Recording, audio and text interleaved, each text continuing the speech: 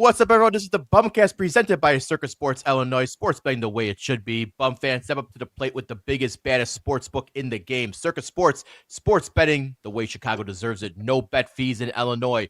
Circa Sports hooks you up with player-friendly pricing, better in-game options, top-tier customer service, and more. From money lines to strikeout props, first inning to full game, take your cut with the Circa Sports app. Bet like a pro from anywhere in Illinois. I am your host, HBIC, the head bum in charge, along with Baloney, Dougie Fresh, and Joey P. Gents, happy Monday. Vibes are still at an all-time high. Sox are currently down, but Miguel Vargas just hit a 2-run home run, so we're coming back, baby. Can't count the Willie's boys do not quit. Never say never. Never say never. Yeah, vibes continue to be high. I feel like it's going to be a fun summer in Chicago. I'm ready for it. Yeah, I'm gassed up. I'm gassed up for the BumCast. Hell yeah, hell yeah. I want to make an official announcement. My Cookie Crisp tan is coming in nicely. The summer is finally hit, baby. Man, you know what? I was going to save this for the end of the show, and it wasn't going to be my official bum and MVP, but I hate to air dirty laundry to start the show, especially when we just said vibes are high. But you're bragging about the Cookie Crisp tan. I realized something, boys. My guy Dougie, and I just talked about on last week's show having to disconnect sometime from the internet and, you know, unwinding and unplugging. And you and the family had a well-deserved day at the lake house. But I realized something because while Dougie hid behind the excuse of no reception, he never once, you know, like obviously you're with your family, you know, the group chat can wait. But this guy must have uploaded 50 Instagram stories. Like this, all of a sudden, Dougie Fresh is like a Instagram influencer. I was like, what is happening here? For Bass Pro. It's funny how the reception works, huh? So maybe it doesn't go, SMS doesn't work, but Instagram is fine. So here's what I will tell you, and I actually absolutely love this feature, and I don't think that Twitter or X does this. You could set up all these things and then close your phone, and it still uploads. So it still uploads even though like you're not on the app. You know, like when I don't know how you guys, you know, your encounters with Twitter or whatever, but like if you're ever uploading a video and something like that, or like the app shuts off, it'll pause the thing and it won't continue uploading. Instagram, you could just go ahead and click all the stuff, boom, just set, and I could go right back out, back out to the lake. It's nice. I like that. Yeah. We got to fix a little audio issues. One of our mics is like super high right now. What is it possible it's just your headphones? I think so. I don't know. People in the comments, let us know who's loud, who's too loud, who's the loudest. Also, now we're just airing more Bum's dirty laundry, and this is something I've noticed since I've known you, Jay. And I'm not saying who's right and who's wrong, but you are an Illinois guy, not an Illinois guy. Isn't that the Southside? It's a tomato thing, or is that the Southside coming out of you? It's the Southside, Illinois. Okay. Yeah.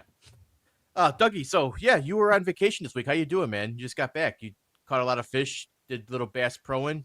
Yeah, no, it was nice. It was relaxing. The fish obviously were biting, as you guys saw. Got to really disconnect, which was awesome. Yeah, dude, it was just nice to get away, and the weather was phenomenal. Like couldn't have asked for something better, especially for Mary's birthday. Happy birthday! We're bearing the lead. Happy birthday, Mary! Yeah, happy birthday, Mary! Yeah. And Wally Money, they share a birthday with Wally Money. That's a yeah. That's a weird thing, man. You got one person that gets you home safely, and the other person that needs to get home safely. But yeah, they're birthday twins, so they always hit each other up on the special day, and birthday twinsies. And they both just turned 27, correct? Both just turned 27. Yeah, it was unbelievable. Wally looks phenomenal for his age. Does. He really does. Awesome. Joey, how you doing, man? Doing great, hermanos. Sound okay? I think It you almost sound fine. isn't even on. Okay. How about now? Yeah, I think you're. See? So maybe it is me. But in any event, no, hermanos, I'm doing great. You guys can hear me, right? I can Mhm. hear you. Yeah. Okay. No, I had a great weekend with the wife. Throw out my MVP a little early here. But yeah, it was a great weekend. And I got a question for you boys. Sandy and I yesterday morning got up early and we stood outside of a store because we were very excited for a special release that is limited. So kind of gave me some Black Friday vibes. So my to use threes, what are you still willing today to stand outside of the store to buy? Like a special. Ooh. I don't think anything, man. Yeah, it's few and far between where I'm standing in line waiting on anything. The older I get, the more impatient I get, and I stopped caring about whiskey releases, which is a problem when we're the hashtag bourbon bumps. But that was it. That was the last of it. It used to be Jordans back in the day before kids. Jordan releases on Saturdays. I would go, try to stand in line, win a raffle, do those kind of things. When I first got into whiskey, it was whiskey. Now I get mad when there's a line at White Sox games. We'll stand in lot. We'll stand in Yeah. lot B until there's no line. Like opening day, we didn't get into the fourth inning because we were having a good time. But also, I'm like, I'm not standing in that line. I'm like, I will not stand in a line. So I don't know what the answer is, Joey. Christmas mass in church? That's like, I don't know. I mean, we waited in line for, Hawks autographs, but we Yeah. had to wait like 90 minutes for, the lines to open, and even so, like, Pappy release day, BTAC release day, I don't want to wait. It's like, just tell me if I'm getting a bottle or not, and I'll show up. Makes things I don't. much easier.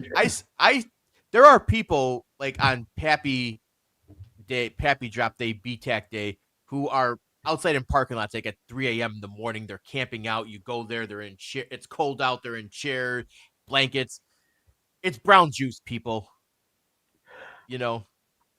Yeah, but dude, you also like, yes, I understand what you're saying too, but like some people, that's like their job to resell that shit, and Yeah. I think that that's what it is now. It isn't so much as even like with Pokemon Crave right now, that fucking squishy dumpling thing. Have you guys seen Oh this my craze? god! Don't Oh, wow. get me started on. I know what you're talking about. I forgot what the names of them are. Scarlet has one. Yeah. I'm not. I mean, but don't be. I mean, the good thing about like the kids stuff nowadays, it's not even standing in line. You're just waiting on your phone, almost like a like a concert release thing. You might not get it, but at least you're not standing in line. I'm on my couch trying to get Labubu's or some bullshit. Yeah. No, yeah. I saw that the Five Below near me had a release, and there was a line out there with people with tents for these freaking squishy things. It was, I don't know. I don't understand. But the one thing I will say is, from what I understood, they're only like $5 a piece or something like that. So it's not like, but yeah, the craze is like, I guess one in every so many has like glitter in it or something like Yeah. that. I So forgot what the name of these things are. I should text Julie. She's upstairs. Some kid or some teacher lost one in school. They sent out like a whole like text release to like all the parents. Like, hey, if your kid comes home with one, like please bring it back to school. I'm like, it's a Whatever happened to finders keepers, man? It's like a squishy Right. dumpling. Who cares? yeah. But the reaction videos, dude, I could watch those like for days because like when they pop it open and they actually get what they're like, like having a Yeah. seizure, dude. Like, Yeah, I don't know. Scarlett's into all of those stuff. I feel like everyone, like 7 to 10 years old, is into those. Yeah. My answer, I guess groceries. I'll still wait in line for groceries. But no, I think before that, like you nailed it on the head. Like I'll still wait in line for like a good promotion or something like that. Shout out MSS. Um, and I also wait in line for the Hawks autographs or those autographs. But it's got to be like cluster of players, not just like a one singular person. Like doesn't do nothing for me. All right. So here's a question, to circle back to what Joey was asking. Mhm. Say it's date night. You guys are out with the wives. You don't have real reservations like, hey, this last minute thing, let's just go get something to eat. You get to a certain restaurant. What's the number of like, we're leaving or we're staying? We're waiting. 20-30 minutes. That's my number. So this happened to us recently. Okay. 30 minutes, I'm leaving. But if they say, I don't care if it is 30 minutes, just say 25. Because 25 will make me stay. That's like the threshold. The over-under, shout out Circa Sports Illinois. 25.5 minutes, I'm out. Like, I'm leaving. But if you tell me 25 or under, I'm staying. I think that's, at least for me.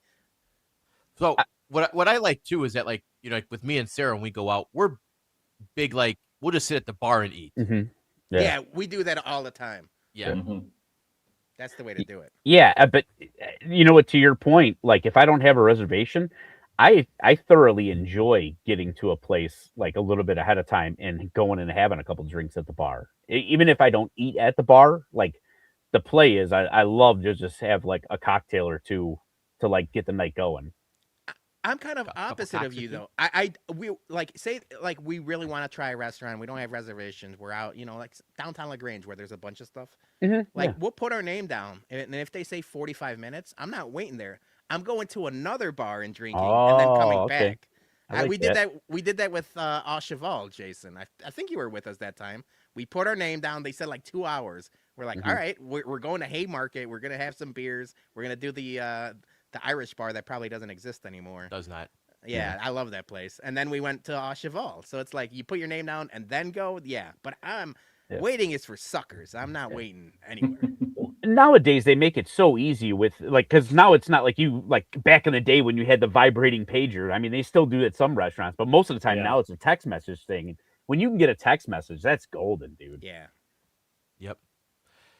Peter, how you doing tonight, man? I'm good, although I talked to you guys pre-show, and I said my banter for this week is something that I realized.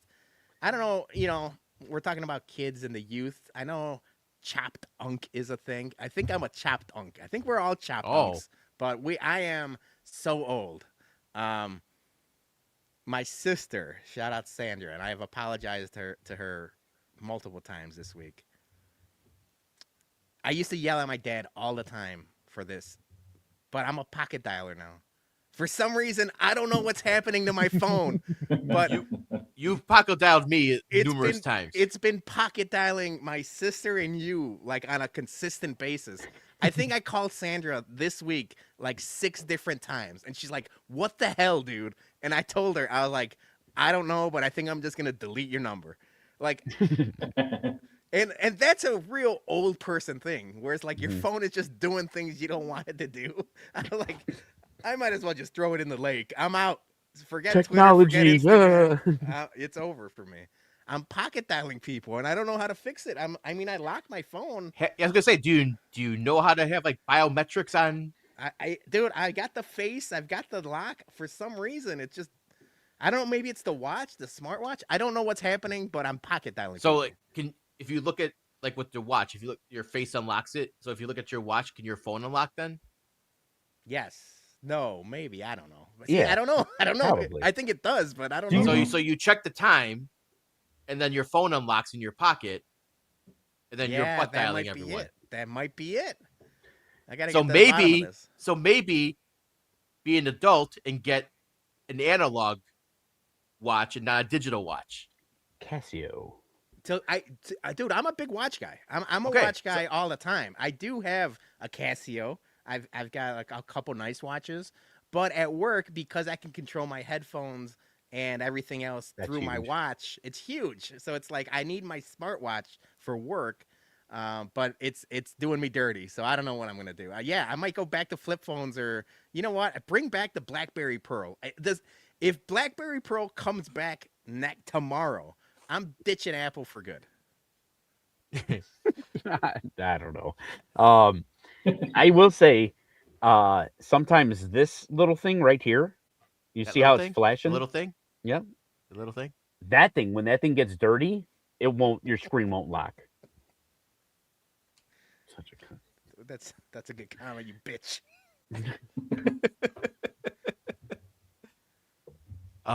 Yeah. So yeah, we'll see. Try that. Guys, I did something this weekend that I haven't done in 8 years. 8 Maybe- years seems like Yeah. I Yeah. thought you No, were gonna say like 15 years.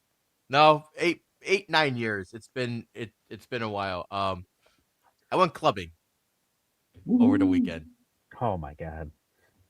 My ass at 43 years old went to Spy Bar, and it's the first time I've been to a club in since maybe 2018, 2017. Go. Question. Because I knew this was happening. I wasn't sure if it was this week, and then I saw a tweet. We'll get to that later. But what scares me about this, I mean, there's a lot of things that scare me about this. What time did you get there? I got there at 11 p.m. Oh my god. I'm dead. I'd be dead. Yeah. I left my house a little after 11. I left my house at 10:30. You got there at 11. And that's probably yeah. early for Spy Bar nowadays, Yes. right? So I went to go see Mark Knight. He's probably one of my favorite DJs. Because as probably many of you know, I do listen to a lot of unts. We are such unk. Yeah. Yeah. maybe Jason's not a chopped unk. He's still I'm not a going chopped unk. So I was like, okay, he's one of my favorite DJs. I haven't seen him perform like an intimate set in 13 years. The last time he played a small venue in Chicago was 2013 at the Mid. R.I.P. Okay. the Mid. So he does a lot of like music festivals and everything, but him at Spy Bar, small venue. If you know, I'm like, this is gonna be awesome. I gotta go. Ask Sarah, do you want to go? She's like, fuck no. I was like, Joey P, you and Sandy want to go? No. I went by myself because I was like, damn. that's how bad I wanted to go see. This might be my last time ever seeing Mark Knight live at a setting like this. So I was like, I don't fucking care if I go by myself. I'm going. And I went by myself because, face it, the rest of us are all old. You got kids. You know, some of us aren't built like we used to be back in the day. But I powered through. Left my house 10:30. Get there a little after 11. Scan my ticket. I asked the door girl, I'm like, what time is Mark Knight getting on? She goes, 2 a.m. I'm like, fuck. I'm like, I text Sarah. I'm like, I might be cooked. I'm like, I got a 3-hour wait, 2.5 hour wait. I'm like, you just answered your question, Joey P. 3 hours. Yeah, you see? I'm like, It all came out. I'm like, I don't know if I'm gonna be able to make 2 a.m. I'm like, this is gonna be rough. You know, I did an espresso before I left. You know, I'm not popping 5-hour energy and anymore. And yeah, like, I go there and I'm like, all right, let me ask a couple people. Maybe the door girls got it wrong.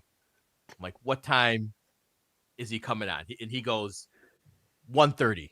And I'm like, okay, yeah, that's. I'm better. like, all right, I can do 1:30. Mm-hmm. I'm like, I can do 1:30. It's like 11:30. I can power through 2 hours. And I did. And I mean, to say that I made it, fam, I made it, because 1:30 in the morning. And even your phone was sleepy. I was gonna say, those Mike Drabel photos look better. yeah. I have a video, but I can't. Yeah, we can't play that.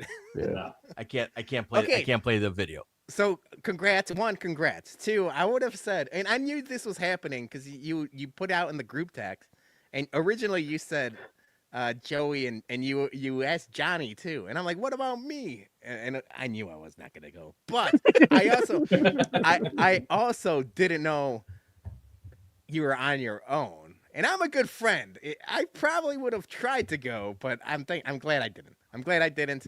What time did you leave? Is the next question. 4 a.m. Late night dinner or breakfast at that No, point? I went straight home and went to bed. I think I left Spy Bar like quarter to 4, between quarter to 4 and 4, around there. Got home after 4 and got me about like 6 hours of sleep. Got up. That's good. I got up around a little after 11. Woke up after 11. Got up, got ready, brushed my teeth, put clothes on. And I said, "Come on, baby, we're going to the Sox game today." That's So- crazy. Got up and went right to the Sox game. All right, kudos to you. With that, first and foremost, kudos to you. I've gone to like movies by myself. I don't think I've ever gone to like a concert or a DJ by myself. But what worries me now is like this is almost like at our advanced age, again, chopped unks. The hangover isn't necessarily the day after, and I'm not even talking about drinking. It's about the tiredness, or even like Yes. people that have run marathon is like it doesn't hit you till a couple days after the fact. I'm worried that we got a lot to talk about here, and it's gonna be like 9:30, and it's really gonna hit you. It's gonna hit you today instead of yesterday. It hit me this morning was rough. This morning was rough for me, but yeah, I mean, I had a good time. I got a good 2 hours ish of his set. I was content, and Did he- I When you left, he was still playing. he was still playing. He was going Oh. till 5 a.m. God. Yeah, he was Yeah. doing an extended set. I'm like, I'm not built for a 5 a.m. club. Not because I wasn't like, I was like falling asleep or anything. My legs aren't built for standing for 5 hours, 5.5 hours. Like, and I didn't have table service or anything, so there's no place to sit. I'm top heavy, man. I don't do leg day, right? So there's a lot of gravity pushing down.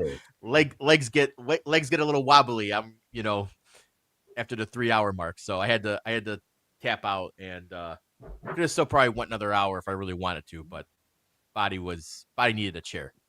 I needed to Sam Reeves it. I needed to bring my chair into Spy.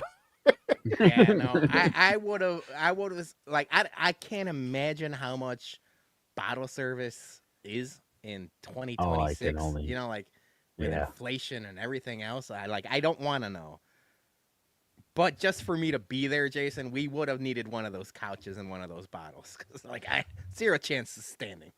Yeah. So if that was my last time ever going to Spy Bar, it was like I told my wife, I was like, I want to take a picture, like tweet it out like one last time. That's my last time ever going to a club. I'm content. I saw one of my favorite DJs.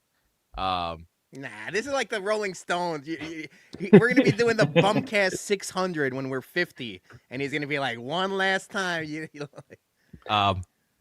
Well, not until June 27th when Gorgon City's playing at Grant Park 5-hour set. Holy Grant shit. Park? Yeah. Another DJ group I like. But Sarah's coming with me because they start at 5 p.m. So it's from 5 to 10. It's a day. Oh, It's yeah, a dirty.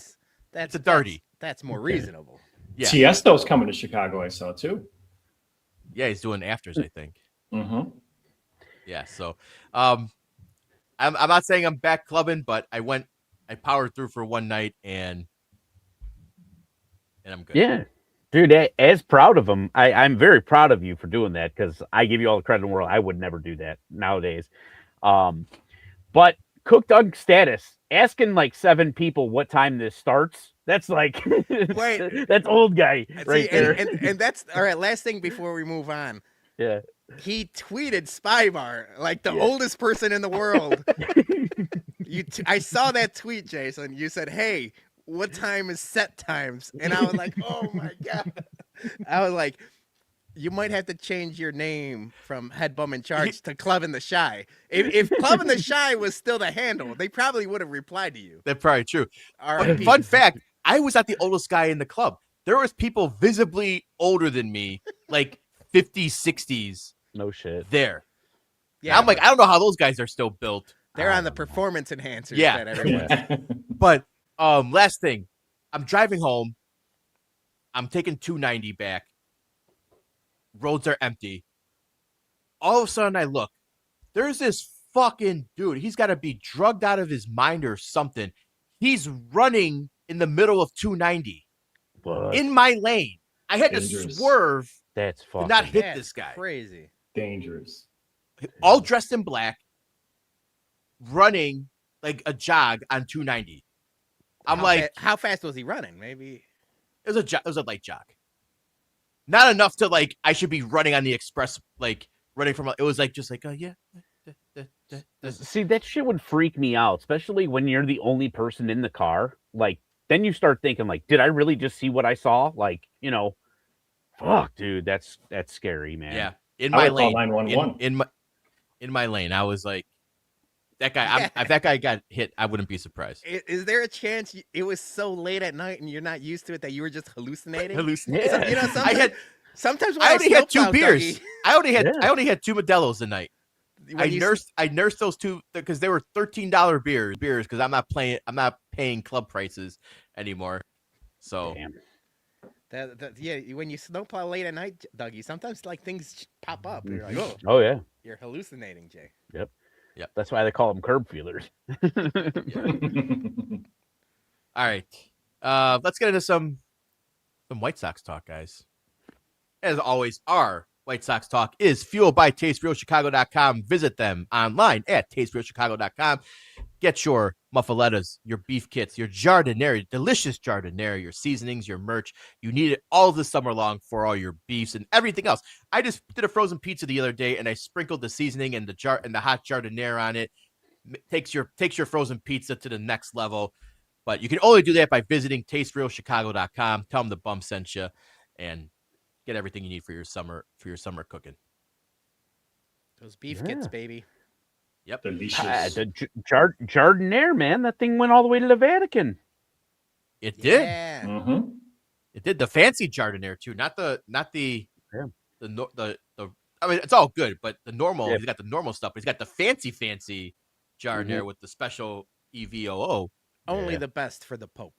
Only the best. Mm-hmm. Delivery man could have been better, but That Yeah. delivery man's gonna be a bum of the week. Just later.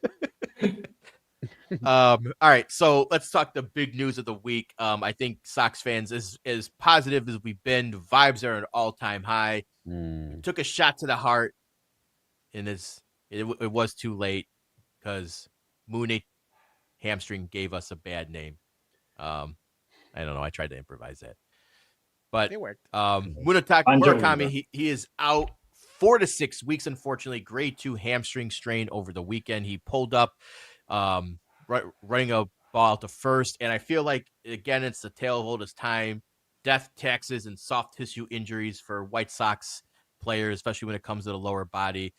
He got a PRP injection today, but we saw what happened with Kyle Teal in the World Baseball Classic. They said that was a lesser severe hamstring, and he's not even doing his rehab assignment right now. So we're hoping that he's built like the Mack truck that he is, and he can recover quickly and get back because we could use him, with all his home runs. He was second in MLB. But big blow for the Sox. Jacob Gonzalez comes up. We'll talk about him in a minute. But yeah, thoughts on Mooney being hurt and the blow that it takes for the team. It sucks. It sucks for a variety of reasons, but the main one is something we've been talking about the last couple of weeks, is that this June takes no prisoners, man. This June is nasty, and the White Sox are playing some of the best teams in baseball. And when you play the best teams in baseball, you want your big bopper. You want the guy that, solidifies that lineup and is able to crush a couple 2-3 home runs when you're down and kind of everything else. And it sucks, but just the way this team is built and the way they've been showing it, at least for, the last 5-6 weeks, is someone's going to step up. If it's Miguel Vargas one day and it's Colson Montgomery the next day and Tristan Peters, the banana boy of all people, is like, this team has no quit. We've talked about the Willie's boys don't quit, but I just feel like everyone's ready and they're like, hey, no big deal. Next man up. We'll figure it out. So yeah, it sucks. It really sucks, especially not selfishly for us. We were really excited about that Dodgers series. We were kind of, doing the whole Japanese whiskey at Comiskey thing, and a lot of Yeah. it had to do with Murakami. But that's all right, man. He's gonna come back. I told it. I was in the comments for the Good Guys Talk Bad podcast with Pat Hester and Nick Morawski, and I said a lot of the times we make the joke about Chicago teams and Chicago GMs being like this, but Kyle Teal and Munetaka Murakami coming back is gonna feel like free agent signings. When they come back, it's gonna feel like just like a bump up. I talked about it last year when all these young guys were getting called up. That like the team just like there's like vibes whenever there is a call up. That's gonna be the same way when Teal and Murakami come back. So hopefully they can tread some water and he gets back to his bopping ways. Probably All-Star break or post All-Star break. Yeah. Yeah, that's the one thing that kind of puts a damper and everything. I mean, I think he still would probably be an all-star. But it just sucks, the timing of it all. I mean, you never want your guys to get hurt, especially, superstar status of his. You don't want to see that, but you really don't want to see a hamstring injury, especially with this team. Shit like that just seems to nag players for a long time with this team. I hope that they have figured out stuff and maybe we're on the path of not re-injuring and stuff like that. And it seems like Kyle Teal or whatever, they weren't rushing him, and then there's just a whole bunch of things that I'm having PTSD right now because I was so fucking happy, and now I'm starting to get those like Eloy vibes, and I don't want to say No, don't you? No, I'm no, just no. saying, dude. Come It's like I on. get that. I'm getting PTSD, man. Are they gonna hang up his jersey in the dugout or what? What are we doing here? I'm skittish. That's all. That's all. Nah.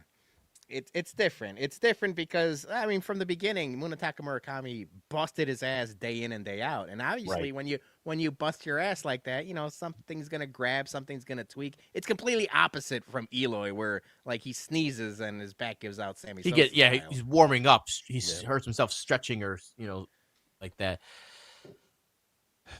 Yeah. Yeah. Go ahead, Joe. No, I was gonna share that, obviously when you saw when he ran out at first and then they're showing the replay and Steve Stone wishing somebody a happy birthday. And then he grabs at the back of his leg right away. You're like throwing remotes, and Joey P almost cussed at the TV. I was that upset because, when that stuff happened, like it took the wind right out of the sails, the momentum and the high vibes that we've been experiencing with this winning streak that this team's been on, this burner. But, and Pedro, you said it perfectly, it's just next man up, and the camaraderie in this clubhouse and everybody uplifting. We talked about it the last several weeks, right? You got Vassell with the magic wand, and he, kind of, I don't know, maybe blame Vassell for this too. Sorry if he's catching strays. But I remember Brooke Fletcher, right before that play, they were panning on Vassell in the dugout, and he was trying something new out, not the magic wand, but he had a bat that he was swinging around behind his back, and he had on batting gloves. Don't know if you guys saw that, if you caught that. No. And then the injury happened right after that. And they were interviewing, Brooke was interviewing, I can't remember which player it was in the dugout, and saying, yeah, Vassel's trying something different. And if it works, he's going to stick to it. Well, he went right back to the freaking magic wand. Yeah, you know what? You're right, Joey. Mike Vassell, you bum ass. If it ain't broke, don't fix it. Why are you trying to do more things? The magic wand is working. Stick with the magic wand. Exactly. Yeah, I mean, the thing that kind of sucks probably the most about the injury too is that this probably takes about a rookie of the year now. I wouldn't be so sure. Like 6 weeks is a lot. If he's back earlier than the projection, if it's 4 weeks and he's right back to where he's hitting home runs, he's still gonna hit 45 home runs. Like he's still got plenty of time left. If it is 6 weeks or maybe longer, like you mentioned with Teal, but Teal was a hamstring, then it was a knee, it was a couple things. Mm-hmm. Yeah. If it's less than 4 weeks, I think he should be okay. Yeah, I just can't have some guy named fucking McGonagall win rookie of the year. It's a stupid fucking name. We got Antonacci and Tristan Peters too. He's like he's a positive WAR guy. He's like 1 point something more. Yeah. So I have to say I do want to give Chris Getz some credit though for building some pretty decent depth on this team despite all the injuries that we've been having. You know, you look at it back and go back to the last rebuild, 5-6 years ago. We would just lose like one guy and the whole lineup would fucking take a shit. If Eloy goes down, no one's hitting. Mancada, when he's always out, no one's hitting, or one guy hits, no one else can hit. They were very streaky. With this, it's like, okay, Murakami goes down, they still fucking end up sweeping the Tigers, right? They still rattle off 5 wins in a row. I mean, they're not winning right now, but you never know. Like you said, with this team, they were down, then they went back to back with Miguel, or not back to back, but Miguel and Benny hit the home runs. So, like, there's hope on this team still. You still got power, you still got Miguel, you still got Colston. Antonacci's. There's somebody who's producing, and that's good. That's a tribute to Chris Getz for actually identifying talent and guys who are coming up and actually producing. Well, that and the fact that it's something I complained about in the last rebuild, and it's something that now is paying dividends for the White Sox, is the flexibility of all these players. Like when Gavin Sheets is out in right field, or Andrew Vaughn is like, going from first base to outfield and stuff, like that shit was bullshit. It was never going to work. And I kept complaining, and I was like, stop playing people out of position. But the way Getz built this team, and now, Mune goes down, Vargas goes right back to first, Colton moves to third, and like there's like, like all these different ways that you could formulate the lineup because players play multiple positions. That helps right now. Like it sucks that Mune's hurt, but like the fact that they're so versatile is a credit to Chris Getz. Yeah. So Jacob Gonzalez got called up after Munataka, and he like I want to show you a couple of things. We'll save this. We was going to show us on the farm report, but before he got called up, this was his last week. 8 for 15, 533, 4 home runs, 10 RBIs, 2 doubles. I mean, that was last 7 days before he got called. And that's when people were like, "Yo, like we gotta do something with this guy. Like, find a spot for him." And he, unfortunately, he was log jammed, right? So the only reason why he was gonna get called up was due to injury. And I thought personally, like when the news came out that Colson was going to go to third, Miguel would play first, but now they just kept everyone and said, hey, go play first base, because he was predominantly shortstop all in AAA. So I was like, I don't know how, I didn't see him play any other positions. So, but the Sox were just like, yeah, go grab a first base glove and, dig him out of the dirt. So, keeping everyone else the same, but for his career in AAA, he finished with 19 home runs. That was the most on the team in Charlotte. The next closest was Oliver Dunn with 9 home runs. So he has 10 more home runs than anyone else on the team. He hit 317, 419 on base, 668 slugging, like a 1087 OPS. Like he was just mashing the ball in Charlotte. Now people were saying his splits at Charlotte versus away vastly different. He was more of a homer than he was a road guy.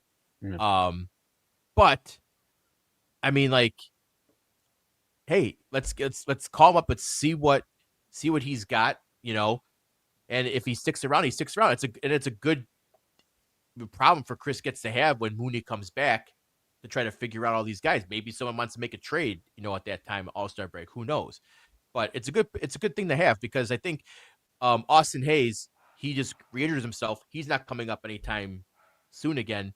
So Jacob's got a chance to prove himself. Yeah, and it's a credit to him because like he really did force their hand. Whether or not like the Munataka Murakami injury happens, like he earned a call up. Like you mentioned, it was a logjam. That's what good teams have. That's a problem that good teams have. The Dodgers traded away Miguel Vargas for Kopech because like they had no room for him. Mm-hmm. Miguel Vargas right now is borderline MVP of the team at least, and it's awesome. He started off bad, but he's really worked it around. That's what good teams do, man. They trade away decent players to try to get better players, but again, the logjam is a good thing. So like Jacob Gonzalez, and I'm sure there's a couple more people clawing to get to the majors, and there's still a couple 2-tree bums on the 40-man roster that you could probably ditch. Yeah. But this is good, man. This is exactly what a successful rebuild should be doing. The one thing I will say too is like, we didn't get a chance to really talk about this last week, but Nishida, Raku Nishida coming up, being in right field, that kid's got a fucking arm. Yeah. And I don't know if he's gonna be long term, obviously, when they finally decide to call up Braden Montgomery. But I like watching this kid in right field, man. He just, every time I see him try to just on a pop fly, try to catch a tagger or stop a guy from advancing. It's like he gives me the Ichiro like vibe with the arm. He said he didn't want to be compared to him. Well, he specifically said he didn't want number 51. He's trying to change it. When he threw out that guy, it was like the second of the back-to-back throwouts. He said, he's like, don't compare me to Ichiro. Ichiro had a hose. Ichiro would get it to you on the fly. Now, Nishida has been awesome since he got called up, but he's bouncing it into the plate. It's not the same arm as Ichiro, that first and foremost. But it's something we talked about last week. I like his vibes. I like his hustle. Is he going to be here for the long haul? Probably not. But do you need somebody like that as a defensive replacement, like every once in a while? Remember, like Dwayne Wise, defensive replacement, seventh, eighth inning. That's the kind of guy you need when like the shit hits the fan and you kind of you need to get some outs. So again, good problem to have is like, yeah, he's probably not going to be here for the long haul, but for now, he's useful on this team. Yeah, and if he keeps doing what he's doing, I already came up with a great T-shirt, Nishida gun. Nishida gun, okay. Jason, print them. Oh, we got some stuff coming on the pipeline very, very soon. So save them monies because you're gonna like what we got. All right. Next topic here is now he was pitching today, David Sandlin. I was very excited because he was killing it in the minors. Sandlin, I believe. Hold on, I gotta get it. 4 innings pitched, 8 hits, 8 runs, 8 earned runs. No, I was trying to see his number. I was trying to find his in Charlotte. He only pitched 4 games in Charlotte, but he had a 0.75 ERA, 12 innings, 17 strikeouts. So, yeah, he was like, okay, this guy's doing really, really good in Charlotte. He plays Wednesday against the last Wednesday against the Twins MLB debut. 1 run, 6 innings, strikes out 4, and you're like, man, this guy might be a fucking dude. Like he's. You called him a dude. I call him a dude. Today he didn't dude so much. Not dude. Doo-doo. No, he gave up I think 8 earned runs today, 8 hits, 8 earned runs, struck out 4, walked 4, only got 4 innings. But okay, so second start, maybe you there's tape on him now, fix it, see how he does next week. But even Chris Getz mentioned that he could potentially be here for the long haul when Nola Schultz comes back, and I'm like, okay, bye Eric Fetty, or move one of them to the pen. Sandlin, long relief guy, Fetty, long relief guy. Maybe we don't need openers anymore, or Sandlin's your opener. Who knows? I don't know what they're gonna do with that, but I think if he can Taylor another, start kind of like his debut and not giving up 8 earned runs, I think he could be here for a time, and I hope he is because. And then he's not a 4A guy. I hope he's going to be here for the long term because the rotation's been really good, and he could be a definitely upgrade to it. Yeah, I guess it also depends on what everyone else is doing because like Anthony Kay has been reliable. Like the last month, he's been pretty steady, and there's a lot of these guys besides Davis Martin who's been lights out and should be an all-star. Like there's these guys that like show up and they're just like the steady Eddie types. One time, sometimes it's Burke, other times it's Kay. A lot of the times it's not Fetty. But it is what it is. So yeah, if Sandlin can be just one of those guys, that'd be perfect. But it's tough to ask a rookie to do that. Like there's gonna be ups and downs. We saw it with Noah Schultz, right? Like Schultz had some really good ones, and then he had some really bad ones. It's tough for a rookie to make an impact like that out of the gate and continue to. There's going to be some ups and downs, so we just got to be ready for them and kind of patient with it. I'm not giving up on Fetty yet. Oh no, just because it was like my only prediction that was still hanging on there for a little while. my Mooney like 15 home runs or less is not looking well. Wow. David Stanley, he came over from the Red Sox with Jordan Hicks. Mm-hmm. Red Sox just keep on giving us all like their good players who turns into the studs, and the Red Sox are really they needed to give us something just for us to take Jordan Hicks because that money and the pitcher stinks. So it's like, hey, take this guy. We'll give you Sandlin just to deal with him. I'm like, all right. Getz like, all right, fine, sign us up. Yeah. Need the incentive. Yep. All right, Peter, you want to talk a little bit about the schedule coming up, right? Yeah, we talked about it last week, and it's here. It's June, and they're getting their ass kicked on a Monday, which is a problem. Mm-hmm. But you guys see it. I'll read it out for the people listening. It's 3 with Minnesota, 3 with Philly, and then at home for that gigantic homestand of Atlanta and the Dodgers. Then the Yankees, Detroit, Cleveland, Kansas City, and Baltimore. We don't have to go, game by game or, like each of us, but like, what are we thinking is like, we said, like, what are you happy with ending June with? Treading water, a couple games under 500, 500. What's a successful June for you? 500 for sure would be successful. And I think that would be like best case scenario for me. If we finish a couple games under 500 and we finish June at 500, I think I'd be okay with that, because right now we're 32-27, right? We might not win today. So if we finish June at 500, I think that would be a win. Because it's a brutal schedule, right? I mean, especially Atlanta and LA and New York, that 10 days right there, that's really, really tough. I mean, good thing they got a few off days peppered in here now, which is great. They need that. But I see a lot of these where they win 1 of 3 games. A lot of these series.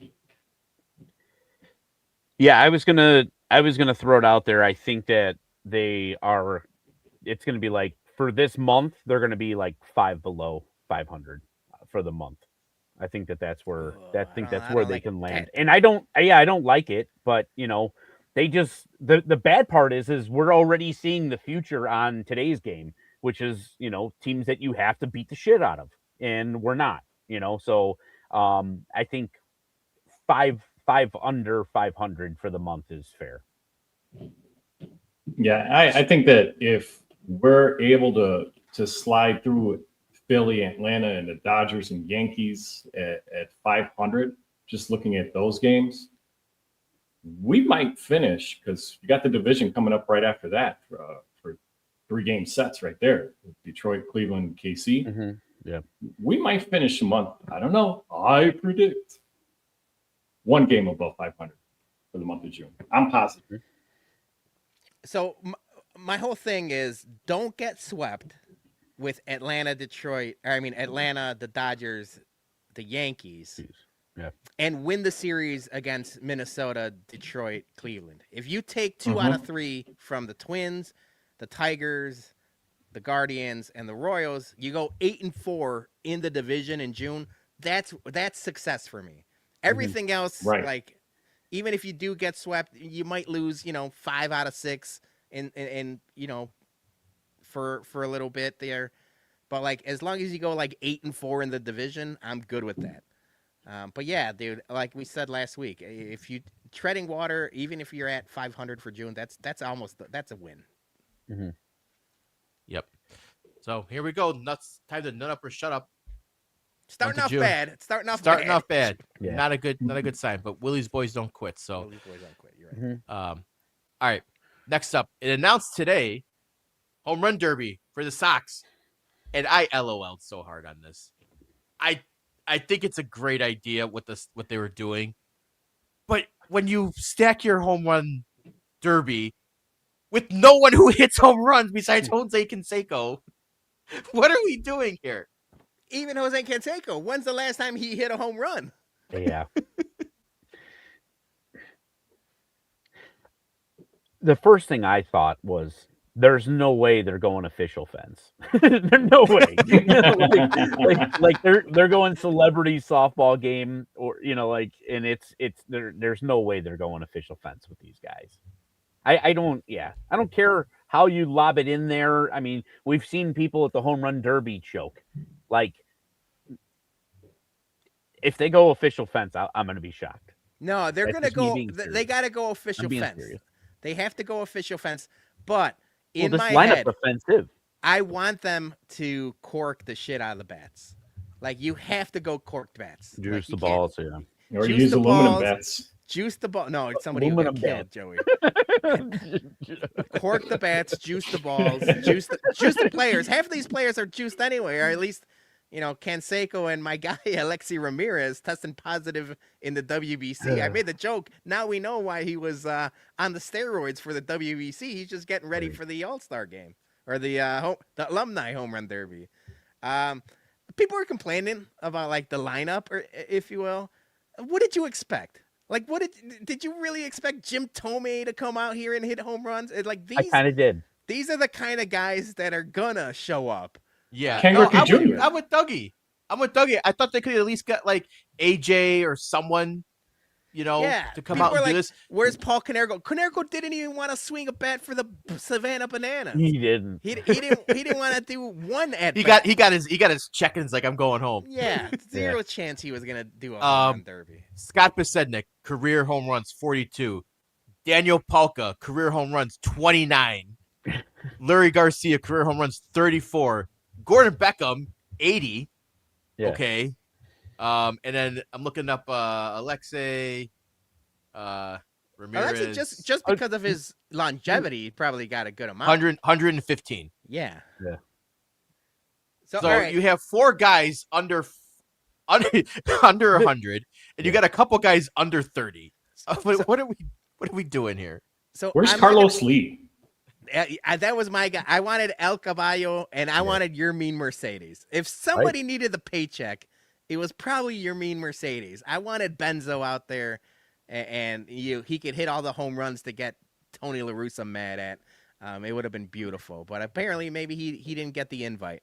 I asked ChatGTP, and it wasn't our good friends at Circa Sports Illinois, but I asked ChatGTP to create some odds for who's the favorite for this home run derby. But before I show you the image, who is your guys' favorite? Who do you think is going to win it? I'll probably go with Alexei. I think he's proud. He just playing recently, and he might still have some of the juice flowing through the veins. So I gotta go. I think I'm going Polka. I think I gotta go Polka. I think I got to go with my guy, Lurie Legend, because I was at that playoff game in 21 when he smacked that 3-run homer and set the Southside on fire. I'm with you, Joey. I've got Lurie Legend only because of all these players. And I know Alexei played in the WBC and he's been playing forever. But, like, Lurie still, recently was a professional baseball player. So everyone else, I don't know what Daniel Palka's doing nowadays. I know he's friends with the guys that are Theos at the 108, but like he might be selling insurance. Like I don't know if he's hitting home runs anymore. And then like Canseco, we've seen the long history of what Jose Canseco's up to. Yeah. So no, I got Lurie winning this. What you got any odds? Yeah, so here it is. This is from Chat GTP. Now I know our guy Sam Paniatovich, Beefloaf tweeted out that Sammy P set some lines too, but I asked Chat GTP to do it. Okay. I haven't. Has anybody seen Jose Canseco swing a bat lately? Like that would be my concern. Like, like can he still get the bat on the ball? I don't know. And then basically the bottom three are, just like, hey, who hit a famous home run for the White Sox at some point? At one point or another. At one point or another. Yeah. All right, so if you want a little bit of the reasoning for these odds, it gave me some notes. So Jose Canseco says, still built like he could hit one onto the concourse right now. Easy favorite.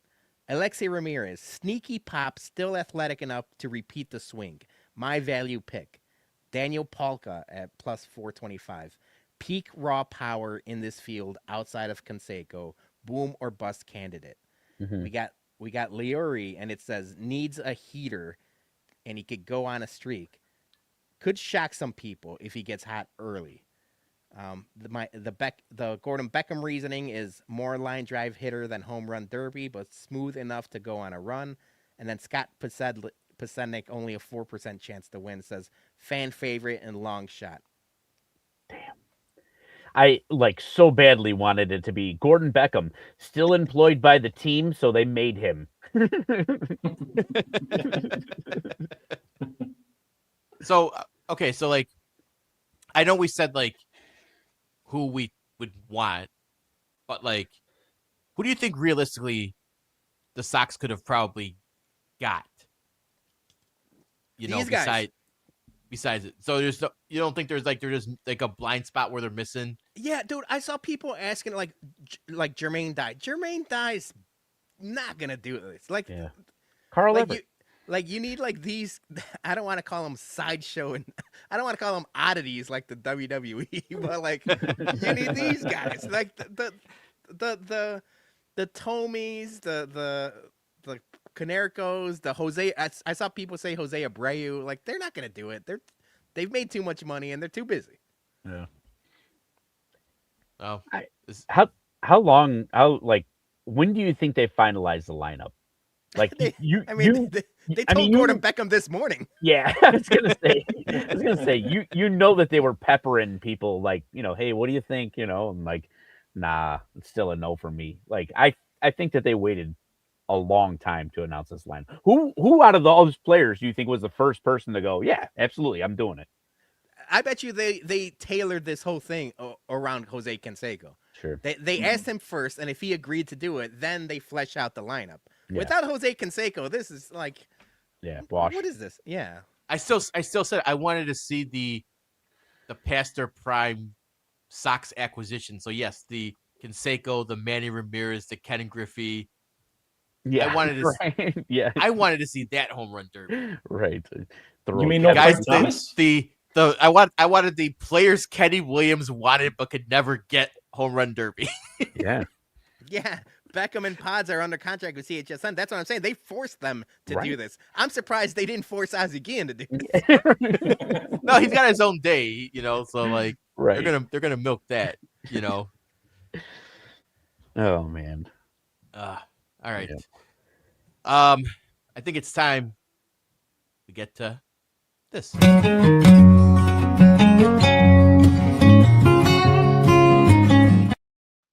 All right, it's time for Down the Farm with HBIC, everybody's favorite weekly White Sox segment. All right, so I already showed you guys Jacob Gonzalez. So he's off the farm report until further.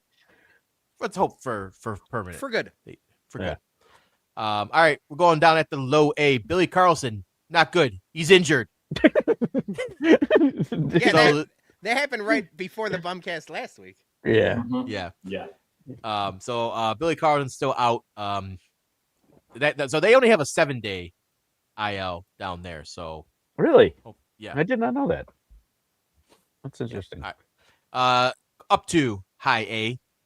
Little Caleb Bottomer, 3 for 13, 231, 1 RBI, 2 doubles. So another down week for Caleb. Yeah. He's not getting up to Birmingham anytime soon. Colby Shelton, though, he is in Birmingham. He's been struggling a bit still. He went 4 for 24, 167, 1 home run, 5 RBIs, and 2 doubles. So another down week for Shelton. He started off hot. He's cooled a lot. He'll probably, at this rate, be finishing the season in Birmingham unless he really, really turns it on. Then maybe start in AAA next year. But again, the farm report's short now, guys, because everyone's called up or hurt. So Good. Yeah. Austin Hayes, he's injured again. So no updates on him. Also, Austin Hayes was a professional. Like, I don't know if, like, he's not a prospect. No, but he was on his rehab assignment, down in Charlotte, and now he's hurt again. Tanner McDougal, though, is probably going to start throwing again. This is what we need. Yes. So there is some positive news on that front. Nothing new on Shane Smith or Winkleman. But Tanner McDougal, he had a forearm injury, so is throwing again. He's been out since late April, and it sounds like he's going to be going bit down to A and then working his way back up to Charlotte. So he's gonna be a while before he potentially reach the Sox again. All right, Brady Montgomery in Charlotte, 8 for 19, 421, 1 home run, 4 RBIs, 2 doubles. I don't know if you remember, it was a grand slam he hit the other night. So that's where all the RBIs came in. But we'll take the 8 for 19. Mm-hmm. Good job on Braden. Keep it up. Would like to, the Sheeta's holding it down for you. But yeah, I think I actually like to see those two have like a throw off. Who's got the better rocket arm? See, now we need like that could be the appetizer to the alumni home run derby is a throw off. There you go. Like a skills competition. Yeah, skills game. Yeah. Like stealing bases. Or running bases. No, dude. As soon as someone pulls a hamstring, you're gonna be the first one to complain about it. Well, but I think like the Japanese the Japanese All-Star game does have like a skills competition where they do like bunting to like target practice and stuff like that, and they do like throws. They do a bunch of different. This team loves to bunt. We could do we could come up with like some sort of skills competition. If the Sox are doing an alumni home run derby, then let's do an alumni throwing and bunting. Like, guys, we don't care if they pull a hammy or tear a groin. Let's get those guys in for the skills. And finally, Hulk Hagen Smith. We got 5 innings out of him this week, boys. Okay. 5 innings, 4 hits, 2 earned runs, 1 walk, 7 Ks for a 3.6 ERA. Love to see it. Just keep that inning count going up, man. You're getting a lot of 3 and 4s, but he hit 5 this week. So keep with the 5s. We'll be happy. Mm-hmm. Yeah. So other than that, though, very quick farm report because everyone's up or hurt.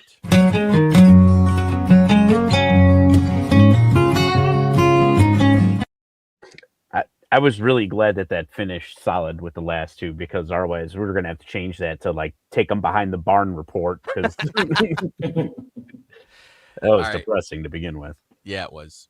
Our final piece of Sox news is coming up in less than 2 weeks. It's Whiskey at Comiskey, and we have an announcement because we said we're doing Japanese-themed tailgate, Ohtani versus Murakami. Well, now it's just Ohtani because Murakami's not playing. And Nishida. And Nishida. Yes. Nishida gun. Yeah. But we have just got Centauri, Global Spirits. They are on board. They're going to be at the tailgate pouring the best of their Japanese whiskeys. So you want some Toku, some Hibiki, maybe some Yamazaki. and some other goodies. They're going to have the Roku gin and the Haku vodka. It's going to be all of the Japanese spirits. So it's going to be Japanese whiskeys, but it's going to be other stuff. So if you never got a chance to try any Japanese spirits before, Whiskey with a Y, come out June 13th. And also, we got Malort. They're back. Malort is the Malort Princess is going to be on site with her concoctions, with maybe a little Japanese themed, maybe a sushi Malort. I don't know. Ooh, ramen Malort. Ramen Ramen Malort. Malort, I would like. Yeah. Tasty. So we got some more stuff coming down the pipeline. We're trying to finish up, lock in a couple more things for the 13th. But Centauri bringing the heat for Whiskey at Comiskey. So make sure you RSVP, pin tweet on our Twitter and our link tree on Instagram. RSVP, it's free. We're going to be in Lot B, and it's going to be so much fun. And as mentioned, we're going to have Circa Sports out there as well. They're going to be doing activations for the app. So we want you to download and bet, but just hold on. Just wait till the 13th come out, because there's going to be some perks and some incentives for you doing it at the tailgate. So just be a little patient. But RSVP, we'll see you in exactly 13 days. Hell yeah. I'm pumped, hyped as all hell. The White Sox, almost unbeatable at home, by the way. They've had such a good home record this year. So it's fun times to be had in the summer of Chicago. Yep. And JT says kamikaze shots. Maybe now we're talking here. Can we say that? Is this like the Irish car bomb thing? I don't know. You're getting us canceled, JT. God damn it. Yeah. All right. That is our White Sox talk, fueled by TasteRealChicago.com. Don't forget to visit TasteRealChicago.com or stop into JP Graziano's, get yourself a sub, and buy all this Buffalo Jardiniere beef kits you need for your heart's desire. Thank you to those guys. All right. Peter, we got some headlines. First headline, I said it in the pre-show promo, and I said it last week. I'm tired of talking about it, but it was everywhere. I was refreshing my Twitter until like midnight. Bear Stadium deal, at least in Illinois. Dead? Question mark? Thoughts? Question mark. So a lot going on. I was up late last night, and I was kind of refreshing, to see if there was going to be any news. And then there was, this got approved, and then but the House isn't taking it up, and so no deal. A lot of just kicking the can down the road. Next session, it seems like, is fall. I think a lot of people were thinking the Bears are bluffing, and they're calling their bluff. So maybe now the Bears just need to be like, you know what? Fuck you, Illinois. Move to Indiana. I don't like it, but you own the racetrack. There's this whole thing, and we have to get our boy Rob Schwartz, because he's been following it extensively. He's on CHGO today. Yeah, he is. Yeah, he big timed us now. He can't do the show. Got CHGO. I would big time you guys for CHGO.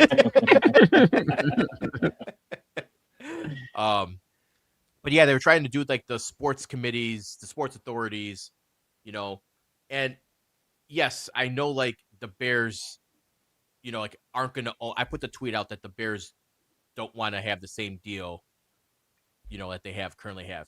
Yes, they are not going to own the stadium because they don't have the funds to build it privately, but they don't want it the same deal that they have in Soldier Field, where the park district runs it. Right. They can't change the grass. They can't do anything with the concessions, the parking. They basically get merchant ticket sales, right? I mean, like, and the advertising, but like anything on the property is not them. They want that revenue. So you own the land at Arlington Park. Maybe you don't build a stadium there and you just develop it. Maybe build another race course, or be a landlord. Then build hotel, casino, something.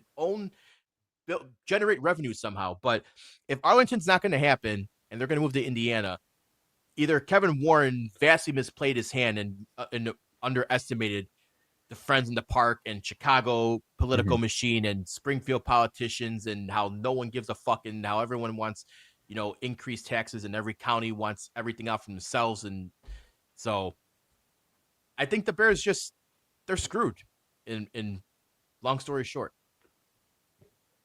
Yeah, I don't I think they are calling the Bears bluff on this thing because I think that I think from the go they were bluffing. But there's two things that you got to really remember. Um, the moment that the Bears bought that land in Arlington, Forbes jacked up their like team value because owning your own stadium increases your value by a shit ton. If they lose that value is gonna go down 100%. Two, you don't think so? Not if Indiana gives them the deal that they're given. But It just transfers over to like their, even if Indiana doesn't, they don't own the land in Indiana, they're getting all the revenue from the stadium. They're like paying it back, but it's all rigmarole. The value stays the same. If they get a new stadium, that value stays the same, whether it's Illinois or Indiana. Now, if they go tuck their tail between their legs and go back to Soldier Field for like the next 20 years, then that valuation goes down. I don't think that they can do that though. Right? Yeah, I don't think that's happening. Yeah, it's just not possible. But I don't know. I think me personally, and I could be wrong, but I think if they go to Indiana, you're gonna see that you'll see that value take a little bit of a hit, in my opinion. But the other thing that like you got to also remember, like Illinois just doesn't give a shit. They don't care. Like they really don't. Like they're so screwed up with their own shit that they can't afford to like give tax breaks to people. Like like that whole thing like JB saying like with not giving billionaires a break and everything like that. You remember this is the same dude that removed toilets to avoid taxes. So like if you think that like anybody really gives a shit about us, they don't. They just give a shit about themselves. So like if it isn't lining their own pockets, they're not going to give a fuck. They care about getting reelected. That's what they care about. That's the only thing they care about. Right. Well, I think I gave up. I made a stance that I was not going to talk Bears Stadium for like, I think for like I think I made that proclamation maybe 2 months ago on these airwaves. But Doug, you hit the nail on the head. If Illinois politicians aren't going to get something out of it, there's no rush, no need for them to obviously make a deal happen anytime soon. Bears are still talking about they're going to have their decision made, their final decision by this summer. We'll wait and see if that happens. Again, that's just word salad, right? Mm-hmm. And it was funny. Shout out NBC5 Chicago. Earlier today, I saw that they ran a report. And, the Bears have always been sticklers for Arlington Heights. They found in a vault old press conference clip from the old Mayor Daley, not our Mayor Daley Jr. that we grew up with, but Papa Mayor Daley in the mid 70s. And he was being interviewed about the Bears threatening back then in the 70s to move to Arlington Heights. And, I hope you guys go and Google that news clip and you'll find out, it's a political game. That's all this is. So, well, they didn't even apparently like the Bears weren't even like lobbying or anything. Mm-hmm. None of them were meeting with the politicians. I guess they didn't hire any lobbyists or anything. That's how you get shit done in Illinois. Is you gotta grease the palms. But if Kevin Warren thinks that this is Minnesota, and they're gonna get a deal done in the Bears' name alone, then he's vastly mistaken about the way the state works. Yeah, a lot of this falls on him. You know the meme of like the 4 angry dragons, and there's one like dumb dragon, and then the 3 other ones. Yeah. Illinois politics, Kevin Warren, the McCaskies, they're all the dumb dragons. There's so much blame to go around. I feel like you could for sure blame Kevin Warren for posturing and going back and forth and spending 3 years basically saying there's a chance we still stay in the footprint of the lakefront and all this other bullshit and like never really doing anything. You could blame Pritzker, you could blame Brandon Johnson, you could blame everyone in the Senate, everyone in the House. You could blame McCaskey for not having the balls to right now. He should be saying, fuck it, I'm going to Hammond. The problem is George McCaskey wants to stay in Illinois. I know that's a fact. If he should have taken that Hammond deal the second they gave it to him. The fact that he's asking these politicians to basically give him the same deal, and they almost did. All the reports were, at the end of the day, they basically tried to do the same deal that Hammond and the state of Indiana did. The fact it was too little too late because, like, everything nowadays, like, Illinois just doesn't know what the fuck they're doing. But yeah, there's so much blame to go around. It's not one thing. The problem is, like, you could literally pick and choose, and, like, everyone is to blame. Yeah. I think the part of the whole thing with us refreshing, maybe not, but I thought immediately after it didn't get passed last night, I thought immediately it was going to be Bears and Hammond done. Like, yeah, I thought that yeah. The fact that they announced that, like, we still have things to decide and, like, it's still on our timeline just shows you that they want to stay, and they did call their bluff. Yeah, it's almost bad as shovel in the ground before the end of 2025. That bullshit, like they're just keep continually getting called on their bluffs. So if I was, go ahead, sorry. No, I was just gonna say at this point, why give them anything? You know that they're just bluffing. Yeah, if I was McCaskey, I would send out a letter to every Bears fan. I would say, write your senator, your congressman, your alderman, and say, if you don't support the Bears in Illinois, then I don't care who it is. We're voting against you. We're voting in primaries, general election. We're going to vote for your opponent regardless. Put that out there. Let the politicians know they're going to get voted out. Why am I doing their job for them then? Oh, I know. But because Kevin Warren's praying somewhere right now. He's busy. Yeah, because he doesn't know how to deal with the state. But I'm saying if the constituents start, saying that, putting the fear of God in that they're not going to get reelected, that's how shit gets done in the state.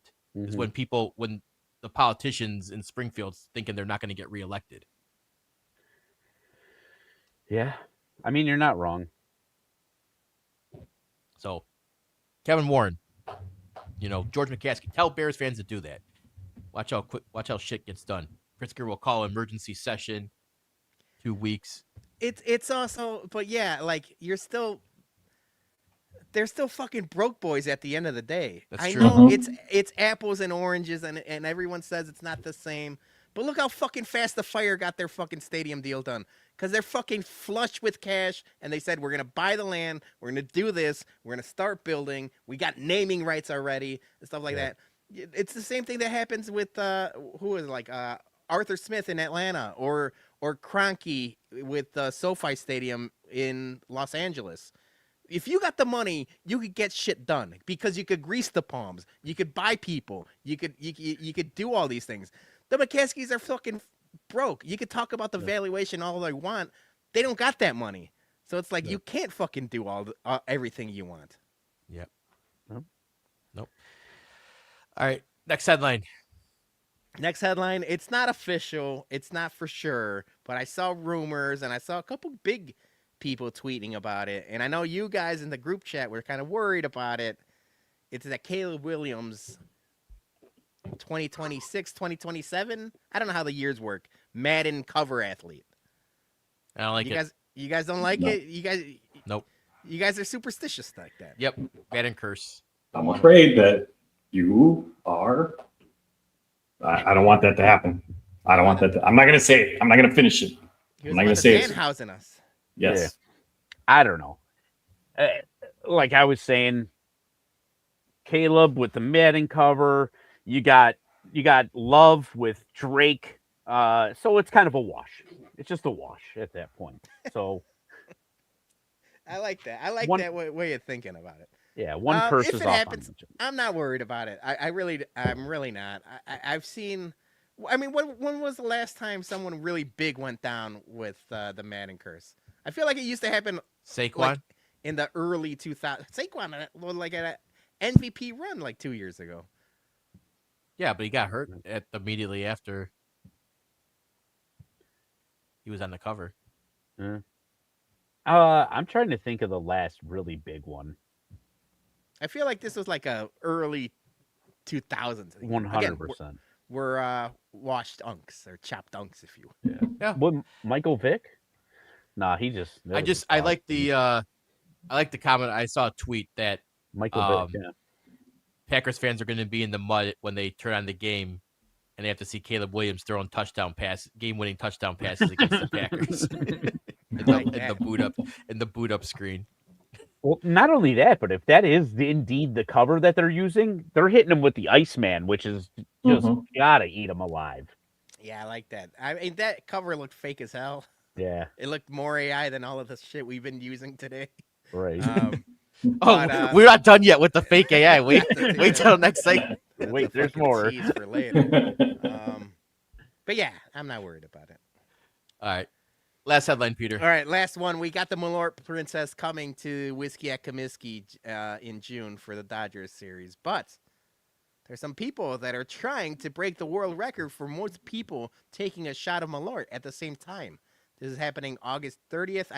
I think our tailgate buddy, Tina, she's already got tickets for the event, or she was trying to sign people up online. Yeah. 1, would you be interested in breaking this record? And 2, I want them to set the line. I want them to do it, and then I want to break it for our September tailgate.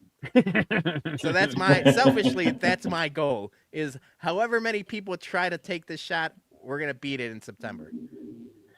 I will do it as long as they give me one of the big Guinness plaques at the end. I always wanted one of those. We need one of those Guinness, like the people, like the officiants or whatever. Yep. Yeah, a plaque, a certificate, a diploma, something. Yeah. Yeah, I just saw one. Like, I clicked on this, and then it rabbit holed into like the next video.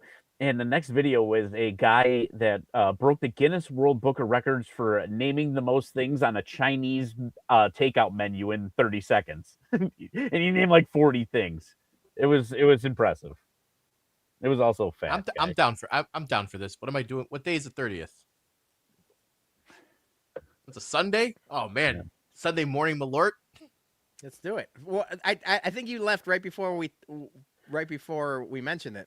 I want them to break the record August 30th, and then we take the record in September. That's the plan. I liked it. I like that. Wait, all the Sox fans will be there, for the end of season tailgate.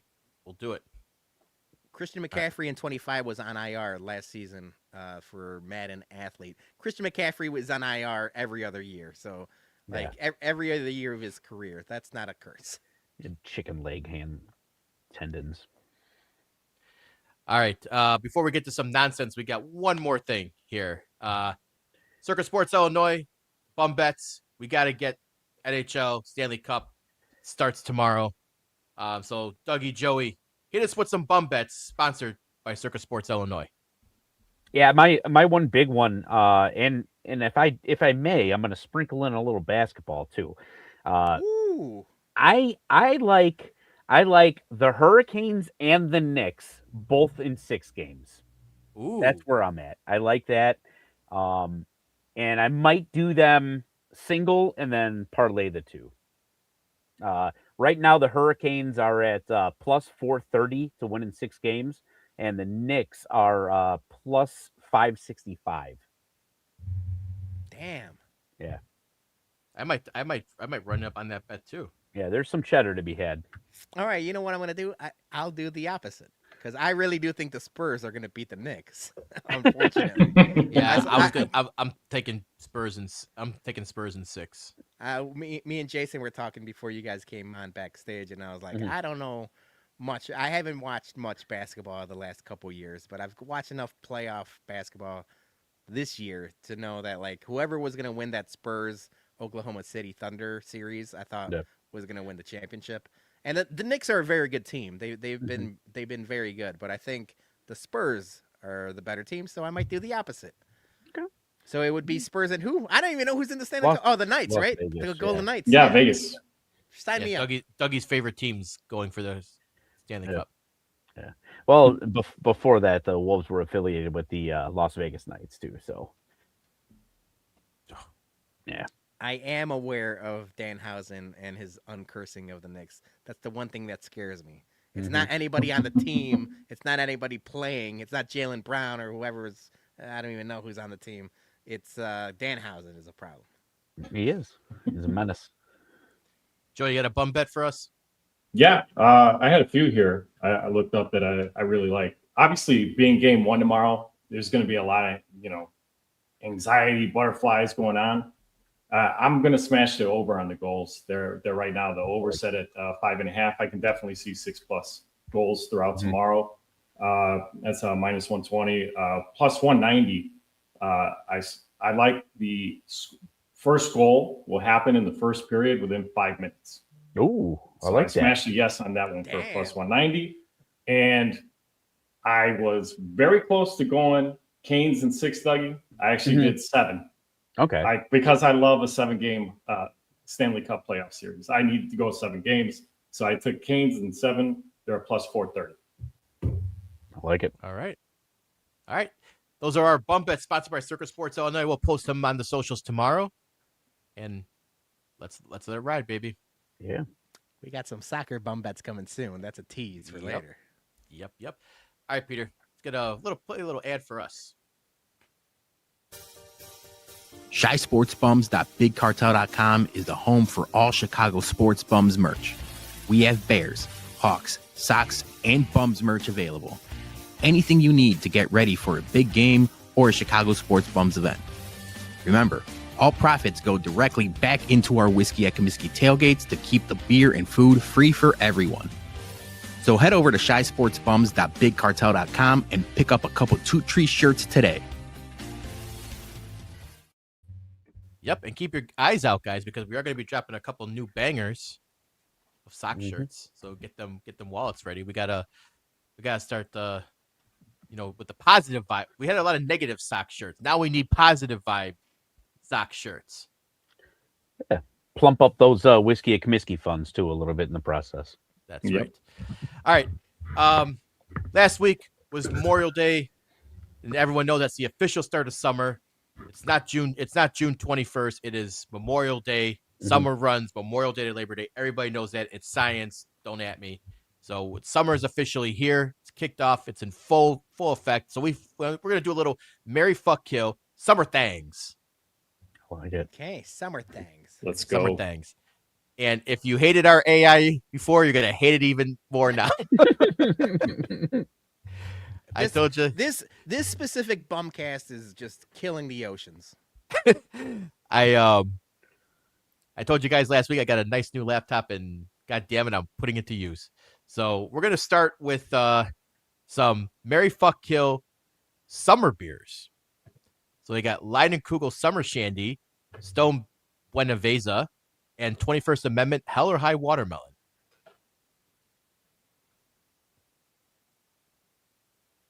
Can I go first on this? Yes. Okay. I'm killing the Leinenkugels. Leinenkugels, the summer shandy's too soapy. Tastes like soap. I don't know. I am going to marry that delicious Mexican beer by Stone. And then I'm gonna fuck Hell or High Watermelon because I used to crush them suckers. Yep. Yeah, Dougie, I'm going right down that line exactly as you said it. There's no, I don't know how you other two guys are gonna pick this one right now. Well, I know what Jason's gonna pick, but so I'll go next, and I'm killing the Leinenkugel Summer Shandy. That's a trash beer. No, thank you. Yeah. I'm marrying the Hell or High Watermelon. That is my favorite summer beer. I haven't had it in a while, but it is crushable, like at a barbecue picnic at the lake or whatever. That's like a really good go-to. I don't like the Stone Buenaventura. I think really? it's too limey and too salty. I don't like lime, and this is something I'm doing on Modelo now. Don't fruit the beers. Don't fruit the beers at all. It's just too much lime and too much salt for some reason in that beer for me. I do like the off hours, the on your feet with that they retweaked it little less lime this year. That's crushable. But other than that, I don't like any I don't like the Bud Light limes. I don't like any of the lime ones. So I'm sticking with the Hell or High Watermelon. All right. Merry Fuck Kill. I loved Summer Shandy until the other ones came out. So I'm killing Summer Shandy. I'm fucking the Hell or High Watermelon, and I'm marrying the Stone Buenaventura. That one, especially on tap. On tap is fucking lights out. I think it's one of the best summer beers. I keep that thing stocked all summer. But even Hell or High Watermelon, though, it's not overly fruity. It's just got a great sweet taste with it. That's not like, you're puckering your mouth. That's still a great beer from 21st Amendment. Yeah, that Hell or High Watermelon, great vibes beer. It's a great Mhm. vibes beer. Yep. All right.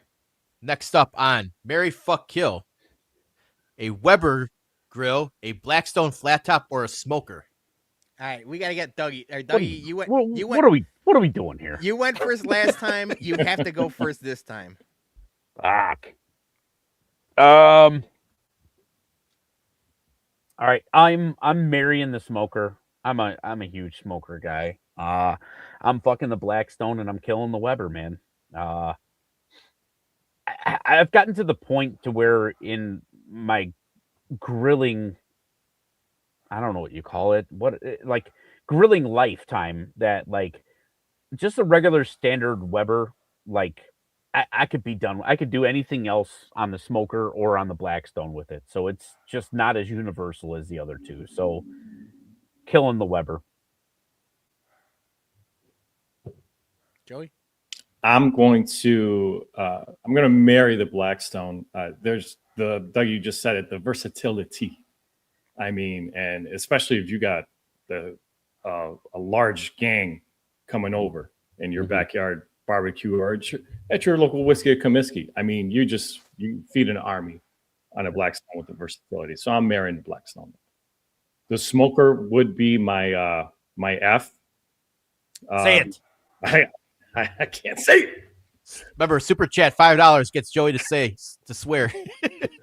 $5 for fucks, $10. I'll say this. I'm gonna freak the smoker. Okay, I'm gonna freak the smoker because I'm all about that smoke. Work. Yeah, and then I'm killing it. I agree. You got to kill the Weber. Take it out back. That's it. That thing's gone. It's over with. Peter? So yeah, I am with the Southside JT. I know people swear by the smoker. I fucking barely had time to do this podcast today. I'm not fucking putting a fucking meat 14 hours before I want to eat it. I'll make a peanut butter and jelly sandwich and it'll take 2 minutes to make. I ain't got time for 16-hour meats. So I'm killing the smoker. Zero chance between. I don't know how you do it, Dougie. I ain't got time for the fucking smoker. Even if I wanted to. No chance. So I'm killing it. I'm fucking the Blackstone. I feel like the Blackstone is a hot new thing. Everybody loves it. It's the hot in the streets. But old standby, old reliable is the Weber grill. That grill that is on this image is the exact grill I have in my patio right now. And it just does its job. I don't need a fucking, you toss a fucking couple, 2-3 sausages there, a couple burgers. I'm done. 5 minutes. I'm back inside. I'm marrying the Weber because it's the one I have and I'll always have it. I'm fucking the Blackstone because it's the hot new thing. And then, kill the smoker. All right. I'm going to kill the smoker. Mhm. And I'm going to tell you guys why in a second. I'm marrying the Blackstone because I love my Blackstone. I do almost everything on it. And I'm fucking the Weber because you can actually, if you think of it, you can make it a natural gas grill, and you could buy a smoke box for the Weber, and you use that as a smoker. You can turn your Weber into a smoker. You could also turn your Weber into a flat. They have the flat top, so I can make it into a Blackstone. Yeah. All right, Joey, we got Pedro says World Cup fever next week. Let's LFG swear I can't afford $5, but can $4.99 because when you are NWO, you're NWO for life. Joey, hit it. Let's fucking go. Yeah. Let's go, Pedro. For life. Yeah. It's my tocayo, Pedro. JT goes, Charcoal Weber should have been an option. Listen, it's marry, fuck, kill, not marry, fuck, kill. I don't have time for a charcoal either. Yeah. Yeah. All right. Next up, backyard games. Marry, fuck, kill. Boards, horseshoes, beer pong. 2 of these don't exist anymore. I mean, horseshoe. Who do you know has a horseshoe thing in their backyard? Oh, I did in Bridgeview. I used to. Yeah, you did. So did everyone 25 years ago. Nobody has a horseshoe thing nowadays. And then beer pong is not a backyard game. That's a drinking game. I mean, I like playing beer pong in the summer. I'm marrying bags. I'm marrying bags, and then I'll reluctantly fuck beer pong. Eyes closed. Okay, I'm gonna marry horseshoes because that's the old standard.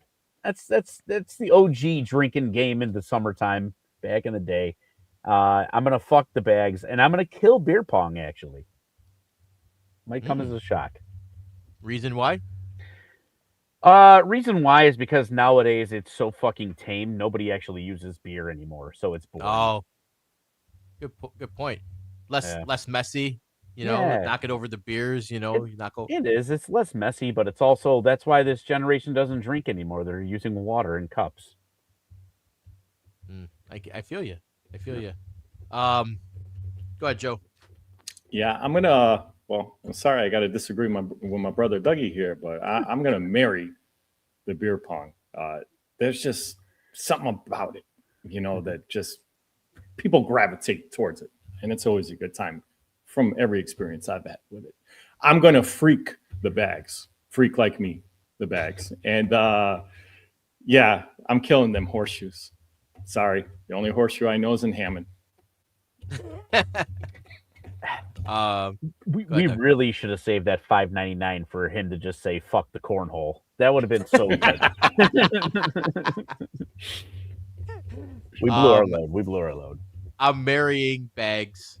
I'm fucking beer pong, and I'm killing horseshoes. I do enjoy horseshoes, but that's kind of turned to a one-man game now because not many people know how to play or have the strength to chuck a 15-pounder down the or 5-pounder, whatever they are, down the. Yeah, zero chance of 15 pounds. It's a boomer game for sure. Yeah, but I think I'm with you, Dougie, too. Like old school beer pong, where you set up in the driveway and you don't care if beer gets spilled. Anywhere. That's It's the way it is, man. And then like you get drunk doing it. That's the purpose of it. Mm-hmm. All right. Next up, we're gonna go fests. Marry, fuck, kill. Lollapalooza, Riot Fest, North Coast. I'm marrying Riot Fest. I'll fuck Lollapalooza, and I'll preference it in the way Peter did, reluctantly, because Lollapalooza is just not my thing anymore. I looked at this year's lineup and I was kind of like, who? In North Coast, I've just never been a North Coast music festival guy, so I'm killing that. I'm right there with you. I mean, me and Julie are 3-day Riot Fest people. We're typically 1-day Lollapalooza people. So it's 3 days of Riot Fest. So I'm marrying it, and I'm only doing a 1 day for an overnight stay at Lala, if you will. Mm-hmm. And then North Coast never did it for me either. Joe? Yeah, shocker. I've not been to any of these three events. So this is, I can only go based off of my recollection of what the acts were over the, my lifetime for the last several decades that these fests have been in existence. I'm going to marry Lollapalooza because over the years, they've just had some banger headliners. Riot Fest would be the one that I'm freaking because I'm a huge rock guy, and obviously they've had some great acts from that realm.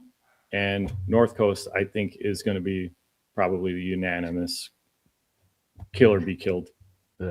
Question for Dougie: what if you replace North Coast with Sueños? Oh, then I'm killing Lollapalooza. I'm 100% killing Lollapalooza. Wait, did I say Dougie or Joey? You said Joey, but I don't care. That's how little I care about North Coast. I don't even know what. It's just got to be better. It's got to be better than North Coast. So Sueños is good. Yeah, it's like it's Spanish Lollapalooza. Yeah, it's all Spanish. I just sent you guys that Spanish rock song that I'm getting into. That was heavy, That Yeah, was that's- heavy. That was pretty good. Mhm. and I didn't know one damn lyric. And then I sent you one in return. It was Yeah, a lot less heavy. Fun fact: North Coast has been around since 2013. So they've had some longevity.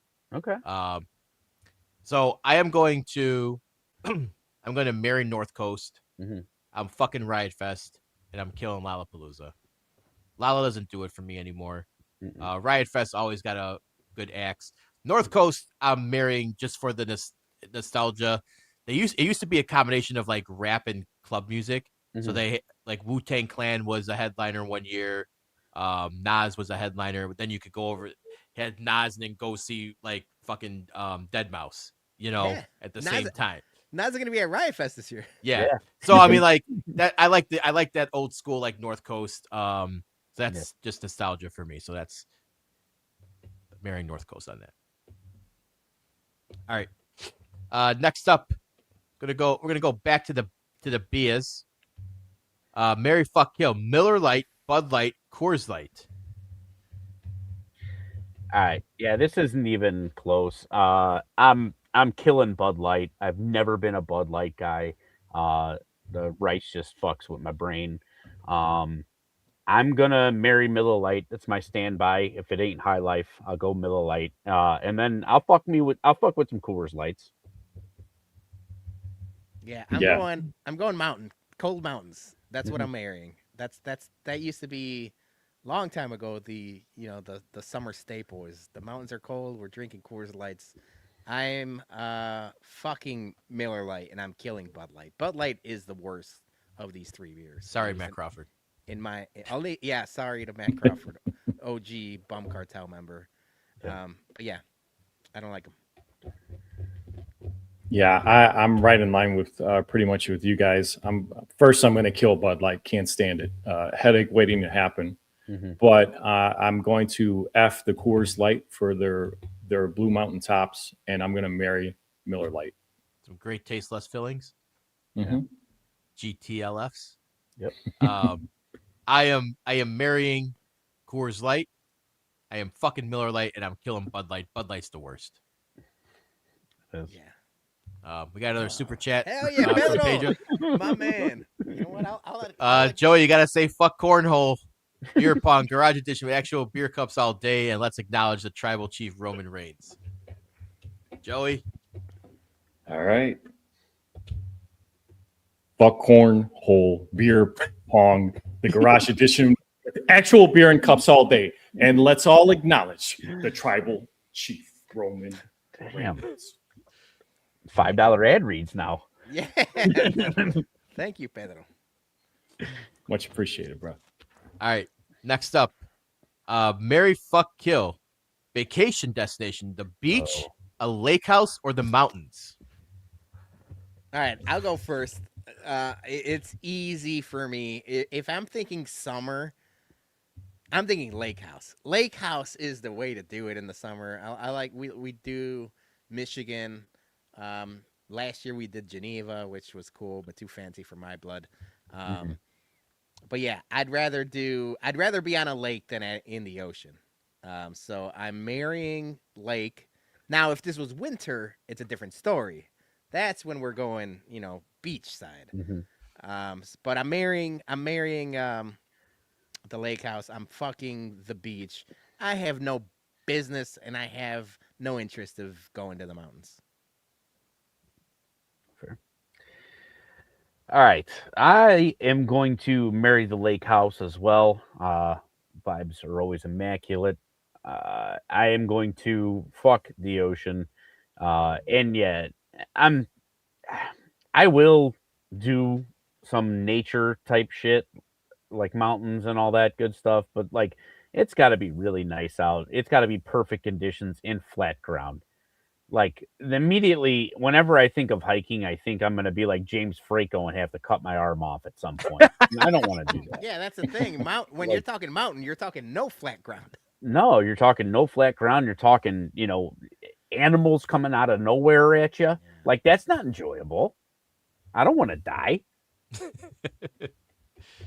I don't know why y'all are so against nature. Don't be afraid. Joe. Be one with nature. I'm Didn't- outside all day, every day in the summertime. Fuck nature.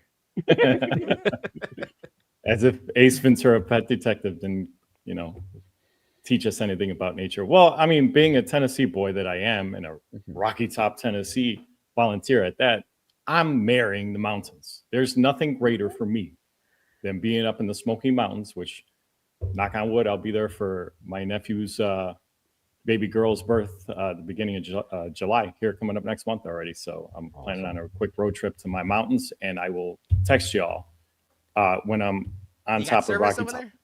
Of course I do. What is that? The new thing that's T-Mobile just fired up. They did some kind of satellite stuff. So we're good.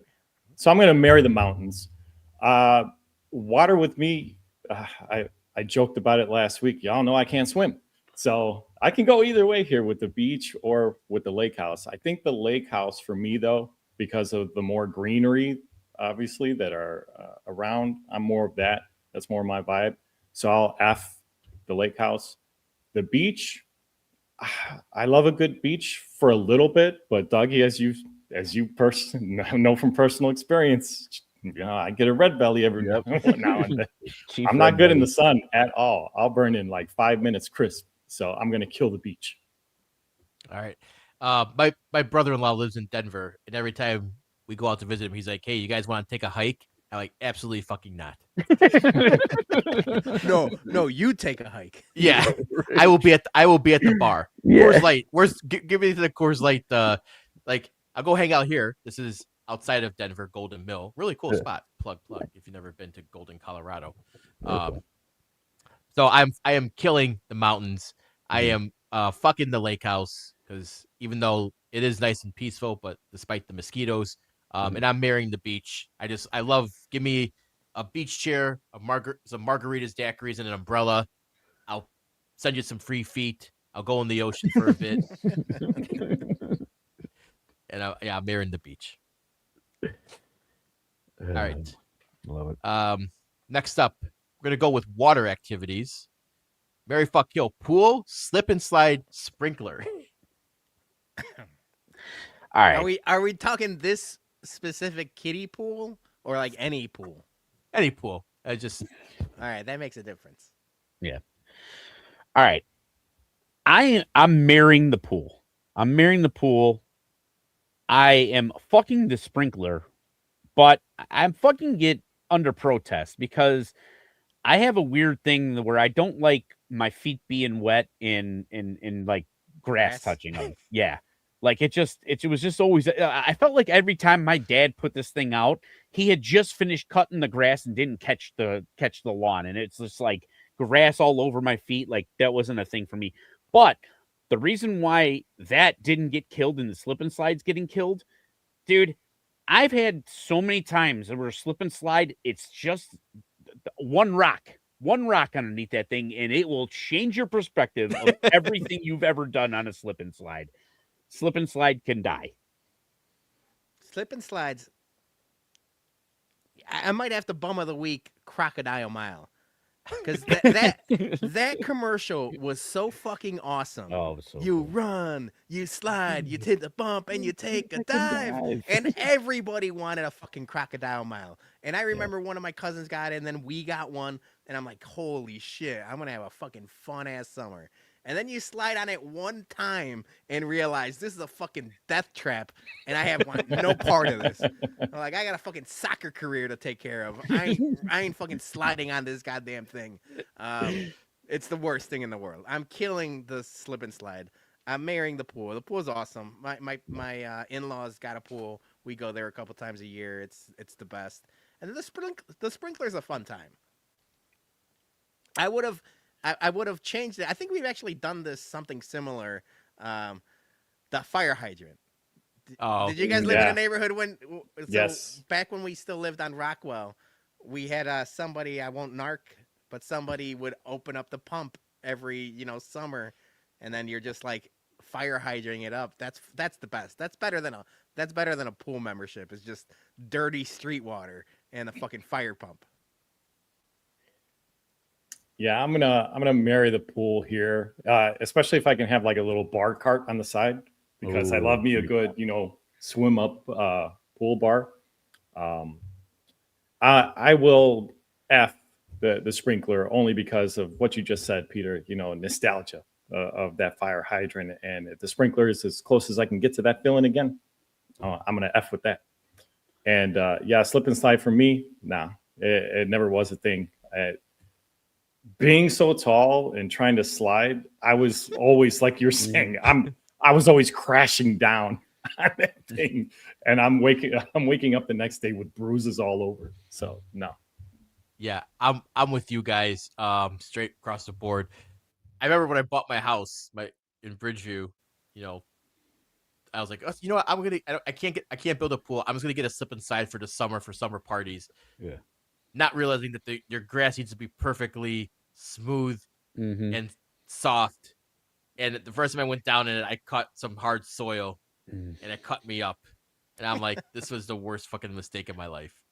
And also, at my age, I think I forgot how to slide properly too. So like, you can only do front slides. It's like, wait, I don't know how to normal slide. You and Justin Fields never learned how to slide. Nope. You gotta learn from Mark Burley. Yeah. Nope. All right, we got 3 left here. Next up, we're gonna go to Mexican beers: Mary Fuck Kill, Modelo, Corona, God. Tecate. I think this is probably the easiest out of all of them. I'm already married to Corona. If you guys haven't realized. Whoa! What? Oh shit! I'm sorry. Oh, no. I got fucking Modelo's up the ass over here. I'm Oh, sorry. that's getting clipped. That's I thought I knew you. That's like when you're cheating and you say the wrong name. Wow. That is bad. That was Oh bad. my god. You know what? I'm leaving. Yeah. That's worse than me cussing. Yeah. See yourself. No, out. I'm marrying Modelo. I am fucking Corona because Tecate is the worst of all the Mexican beers. It tastes like pennies. I've always said it. It's just terrible. So yeah, that's my answer, and now I'm ashamed. I'm sorry, guys. That's all right. I'm Mary Modelo, and I'm just killing the other two because I make up my own rules. You're a faithful guy, Dougie. Yep. Joey? I'm going to marry my Modelos, of course. I am going to F at Tecate, and I know this is against Peter's rules, but as long as there's some kind of mariscos topping the can, when you go to one of the Las Islas or one of those the Spanish seafood restaurants in the area, and they kind of dress up the Tecates, I'll F with that. The Corona is dead to me. Peter, there's nothing worse than a skunky Corona. Oh, and they're all skunky. Yeah, but I can't do Tecate. It's the fucking worst watered down Mexican beer. Mm-hmm. Yep, JT says Tecate Lights. I don't like the Tecate Lights. I don't like any of the variations of the Tecate. No. I'm sorry. All right, we got 2 left. Next one is Chicago short road trips. Mary Fuck Kill. Wisconsin Dells, Six Flags Great America, Indiana Dunes. All right. Who wants to go first? I've got my answer. Go ahead, go first. I'm marrying Six Flags. That is the funnest time when you were a kid. Sometimes, every so often, we would have a field trip to Six Flags. That was the best day ever. Mm-hmm. And then, Fright Fest and everything else. And then they got the water park. When they introduced the water park, that was a game changer because it wasn't always there. So I'm marrying Six Flags. I'm fucking Indiana Dunes or Indiana Beach because there's more than corn in Indiana. Mm-hmm. And I am killing Wisconsin Dells because I will never give credit to Wisconsin as long as I'm alive. They can fuck off, those hillbillies, and they're fucking swimming in fucking overalls. They look like Hillbilly Jim in there. No, thank you. Pass. I like it. Yeah, so I am doing the exact same thing that Peter's doing, but the reason why I'm killing Wisconsin Dells is because when I was a little kid, I went on the Zeus go-karts, and they gave me a bum go-kart, wouldn't give me a refund, wouldn't let me go again, and I will forever be fuck Wisconsin Dells. I will not take my family there, will never go. You guys ruined a good opportunity because I like going on vacations. Zeus go-karts, go fuck yourself. Got a bum go-kart. It was bad. Joe? Nah, gonna marry Six Flags. There's just there's so much nostalgia, especially the Venga Boys song, Party Bus song that Yeah. we used to watch on television that drove us nuts, but we loved it at the same time. Guilty pleasure. I'm going to F shocking for you guys, the Dells, because if I have to choose between the two, at least I know I can pick up a few craft brewskis up there in Wisconsin. All right, because I don't know what Indiana Dunes or what they got down there as far as my alcohol selection. So I just gotta make sure. So Indy, I'm killing you. All right. I'm marrying Wisconsin Dells. I love it. I love water slides, Noah's Ark, Pirates Cove mini golf. It's got putt-putt. It's got Big Chief go-kart. It's got Paul Bunyan's breakfast buffet. It's got just get the cruising chubbies. It's got cruise. That's my next thought. It's got cruising chubbies. You're not fooling anybody, buddy. Best, I know what you're talking about. The best establishment north of the Illinois border. So I'm marrying Wisconsin Dells. I'm fucking Indiana Dunes because I love the beach. I'm killing Six Flags. I don't like roller coasters. Man. I'm not a rides guy. I was going to say, before you switch off to these slides, because I almost added it to headlines, did you see that they're bringing back the dueling coasters for Six Flags? Are they? With the red cart and the blue cart for the American Eagle. They're bringing that back. They're bringing that back for like the first time in like 15 or 17 years or something like that. Yeah. So that'll be fun this summer. Yeah, I remember when they were running them backwards. Remember, Yeah. like one was forward, the other was backwards. Yeah. Oh, that was dope. Jay, you're not a rides guy? No. Like not if we did a content trip to Six Flags, you're not going on Raging Bull or anything? No, I'm not a loop guy. I get I get sick with it. Man. So now I want to film you on like Giant Drop or something. I can go like I've been on Viper before because like there's no loops on it and shit, but no Batman. Can't do the upside down shit. Nope. Get your ass on the Little Dipper. I get sick. The Wizard. It's no good. No good. Oh, the Wizard. Yeah. The Wizard. Yeah. All right. Last one here. Marry, fuck, kill. Ribs, brisket, beer can chicken. This one's easy for me. It's not even a challenge. I'm marrying the brisket. Good brisket is some of the best you'll ever have. I'm fucking with the ribs because I really do love ribs, but I want my ribs not to be fall off the bone. I want them to have a little bite to them. I want to work for my ribs. Beer can chicken, it's just overrated. It's just fucking chicken. It does nothing for me.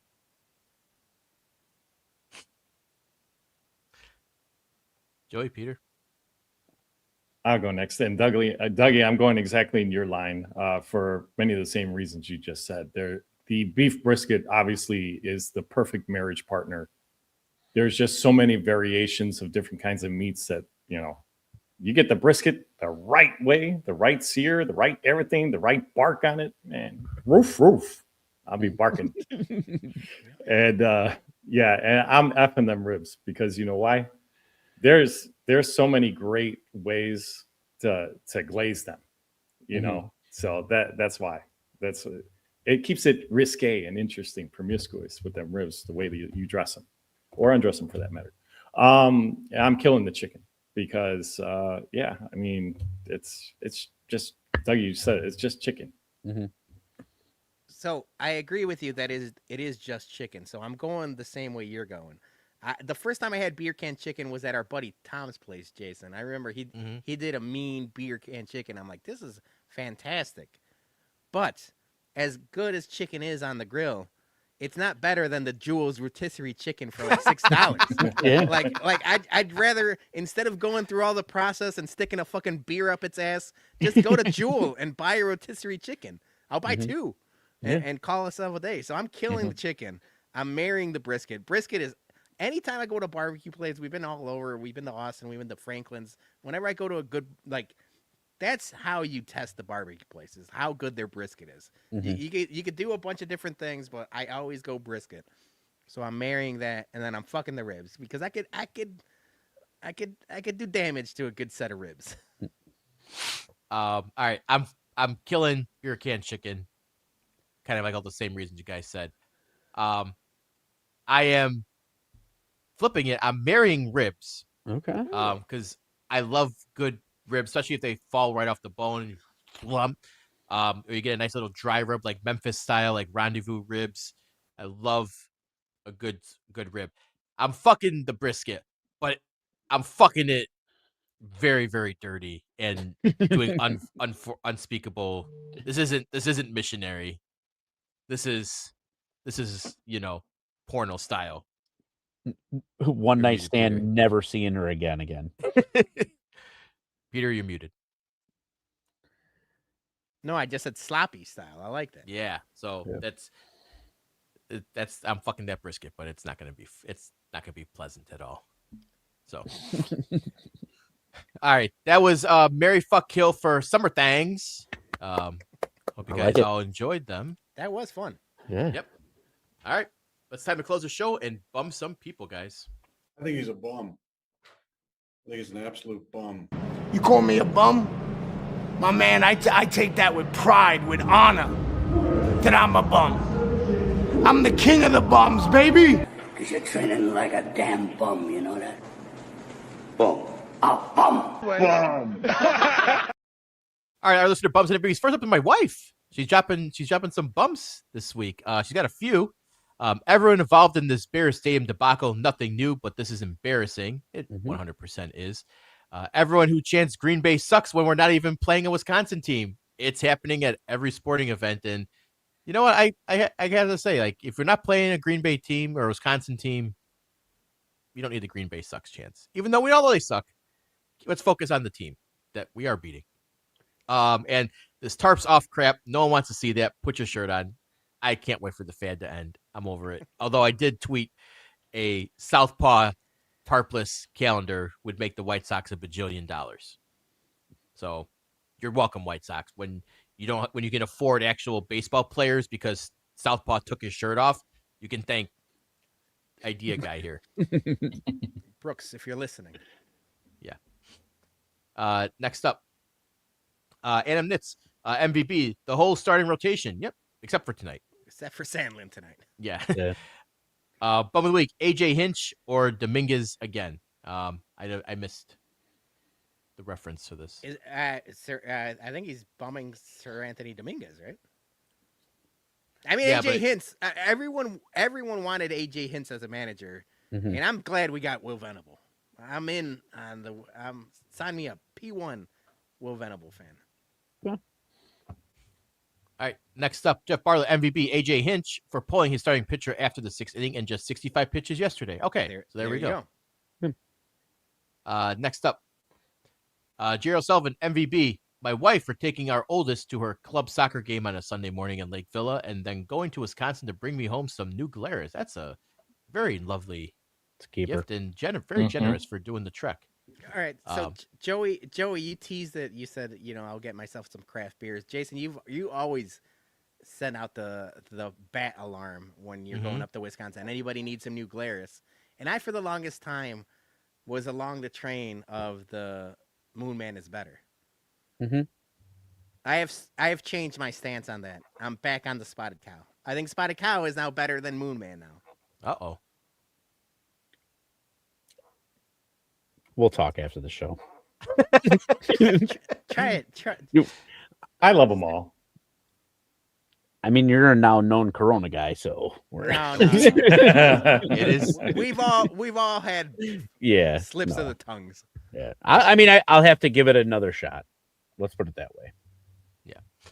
Gerald Sullivan, his bum of the week. Brandon Johnson for bringing a Cubs hat to the Pope. How dare he dishonor his holiness with that garbage?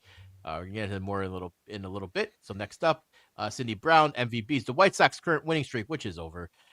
The NBA and NBC for a successful first season back on the air. Dun, dun, dun, dun, dun, dun. And the Carol Teal bobblehead. Is it bum of the week? Murakami's hamstring and the Bear Stadium foolishness. Couldn't have said it better. Yeah. Tadahito MVP. My boy Jake for overcoming an injured elbow scare last weekend to come back this weekend and pitch 3 innings in dominant fashion. Good boy. Good job. Attaboy, Jake. Yeah, hell yeah. Bum, Jake's team for not picking up the ball to help themselves get the W.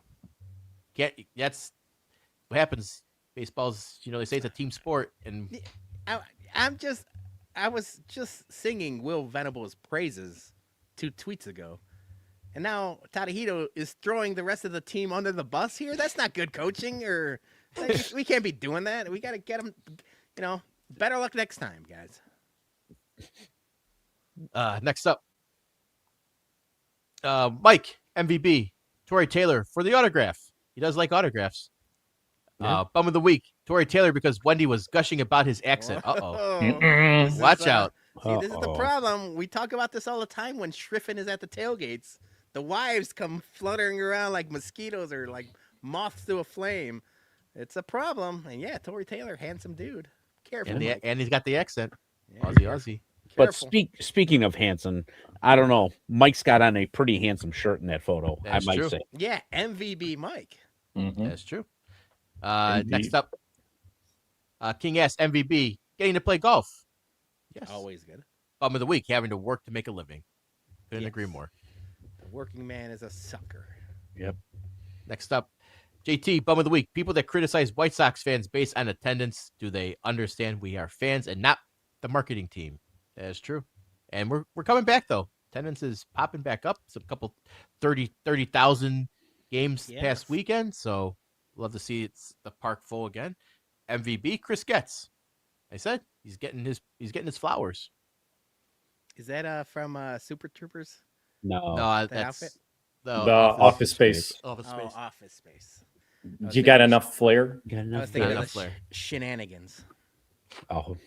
Next up, I think that's it, right? That's it. That was That's it. All right. We'll get to our listener bums or our bums and MVPs. I'm gonna kick us off here. Just gonna MVP my wife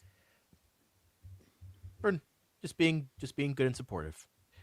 Bum of the week. Nope, that's not it. That's my bum of the week. But That's your bum of Yeah, the week. Get your but your yes. slide out. Get your slide out of the way. what? There you go.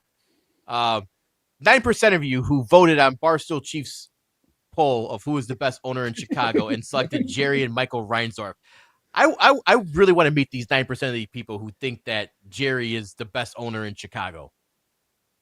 I want an essay. I want a 30-page essay on why you think Jerry is the best owner in Chicago. So 9% of these people, bum of the fucking week. 7 championships. No, Jordan. Do you think that it possible? Because when I saw it, it was kind of shocking too that the Reinsdorfs got that high. Do you think it was possible just because like Chief like is a Cubs fan that like there just isn't enough hatred on that level? Like he doesn't really get into basketball, doesn't really get into White Sox baseball. Like, is there just not enough foot traffic? Yeah, it would be very interesting if like Eddie or White Sox Dave had this same tweet and see what their like followers would do. Right. Because that's a good point. But you would think that like no, I don't know. I think it would be good. Like it would be like a interesting exercise because they have so many followers, but they could, they're all very similar, but they all talk about different sports, so it could change things. Right. 9% bums. All right, Peter, what do you got? All right, yeah. I'm gonna start with my MVBs because I got 2 of them. First one, I want to thank Kevin Kadek for going on the Baloney Show. It was a long time coming. I've been a fan of his, and we've been friends for a long time. And it was a really fun and interesting conversation. He came to the tailgates. He really saw. This was the first time like he saw like the whole tailgate scene. He's like, "Man, you guys are really doing it." I'm like, "Yeah, I'm glad you came." And that's where I was like, "Hey, I got a question." Like, you come on the Baloney Show? He's like, "Yeah, of course." And it was a really fun time. So if you haven't listened to that, go. It's on the YouTube. It's on the Spotify's everywhere else. And it was a lot of fun. My second MVBs, and it's something we haven't really talked about, and I haven't really talked about in a while because I haven't talked about wrestling on the Baloney Show. But I gotta give a shout out to both Los Grandes Americanos, both Chad Gable and Ludwig Kaiser, doing a mask versus mask match. It's probably one of the better matches I've seen in the last 4 or 5 years. It was storytelling. It was cinema. They had the entrances, him coming out to Cielito Lindo. The crowd was eating it all up. When at its best, wrestling is more than just wrestling, right? It's drama, it's story, it's everything else, and it was perfect. They really knocked it out of the park, and it's funny because it's like one German and one guy from Minnesota pretending to be Mexicans in a Mexican, in AAA is like, it was you would have never guessed it, and then an Undertaker booking it all. But it all works somehow. Like sometimes you throw shit at a wall and sometimes it works. This storyline has been working and the culmination of it was awesome. So if you haven't watched the match, it's Grande Americano versus the OG Grande Americano. It was really good. So I would recommend anybody watching it if you're a wrestling fan. And then, spoiler alert, my bum of the week is Brandon Johnson. What a fucking idiot this guy is for a multitude of reasons. But first of all, just posturing, saying, oh, yeah, I'm going to bring him up Cubs hat anyway. The Pope didn't want this fucking shit. This is already, in the Vatican Salvation Army or Goodwill. He didn't, I hated it.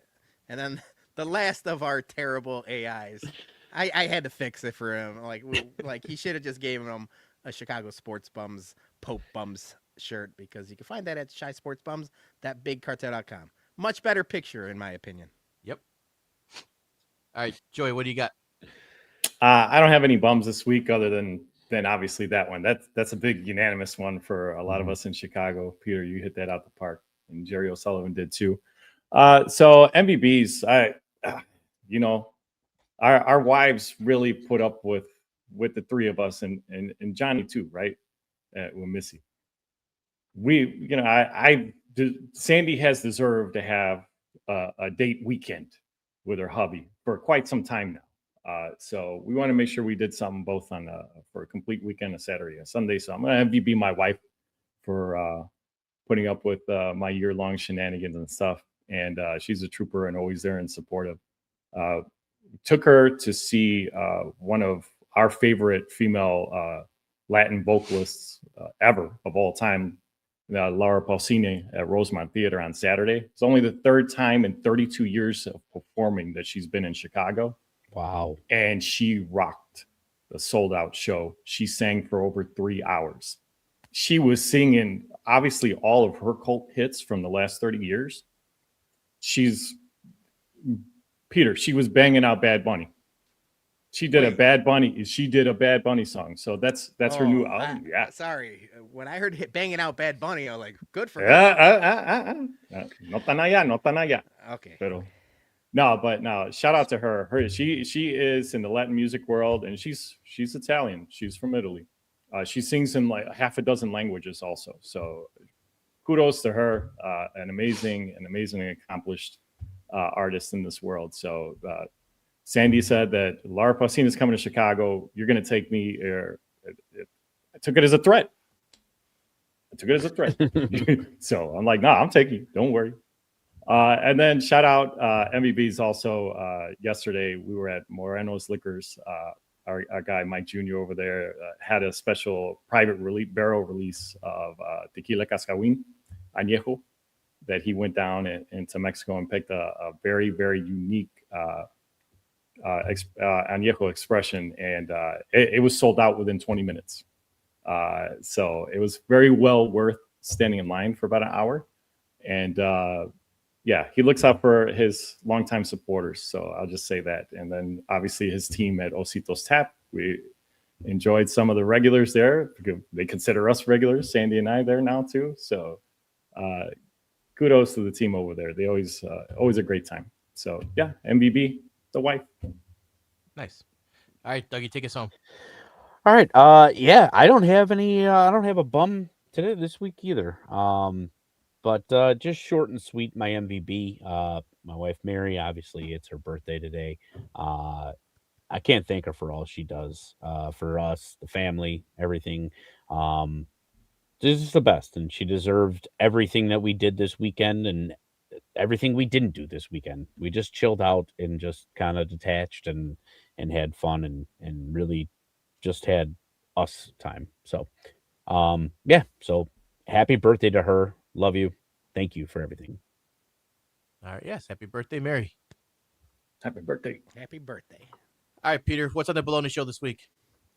Baloney Show this week is a long time coming nerd news episode. I watched The Mandalorian Grogu. There's a bunch of other stuff happening. It's nerd news this week. Next week, Jason, we're tag teaming another Baloney Show Bourbon Bums episode.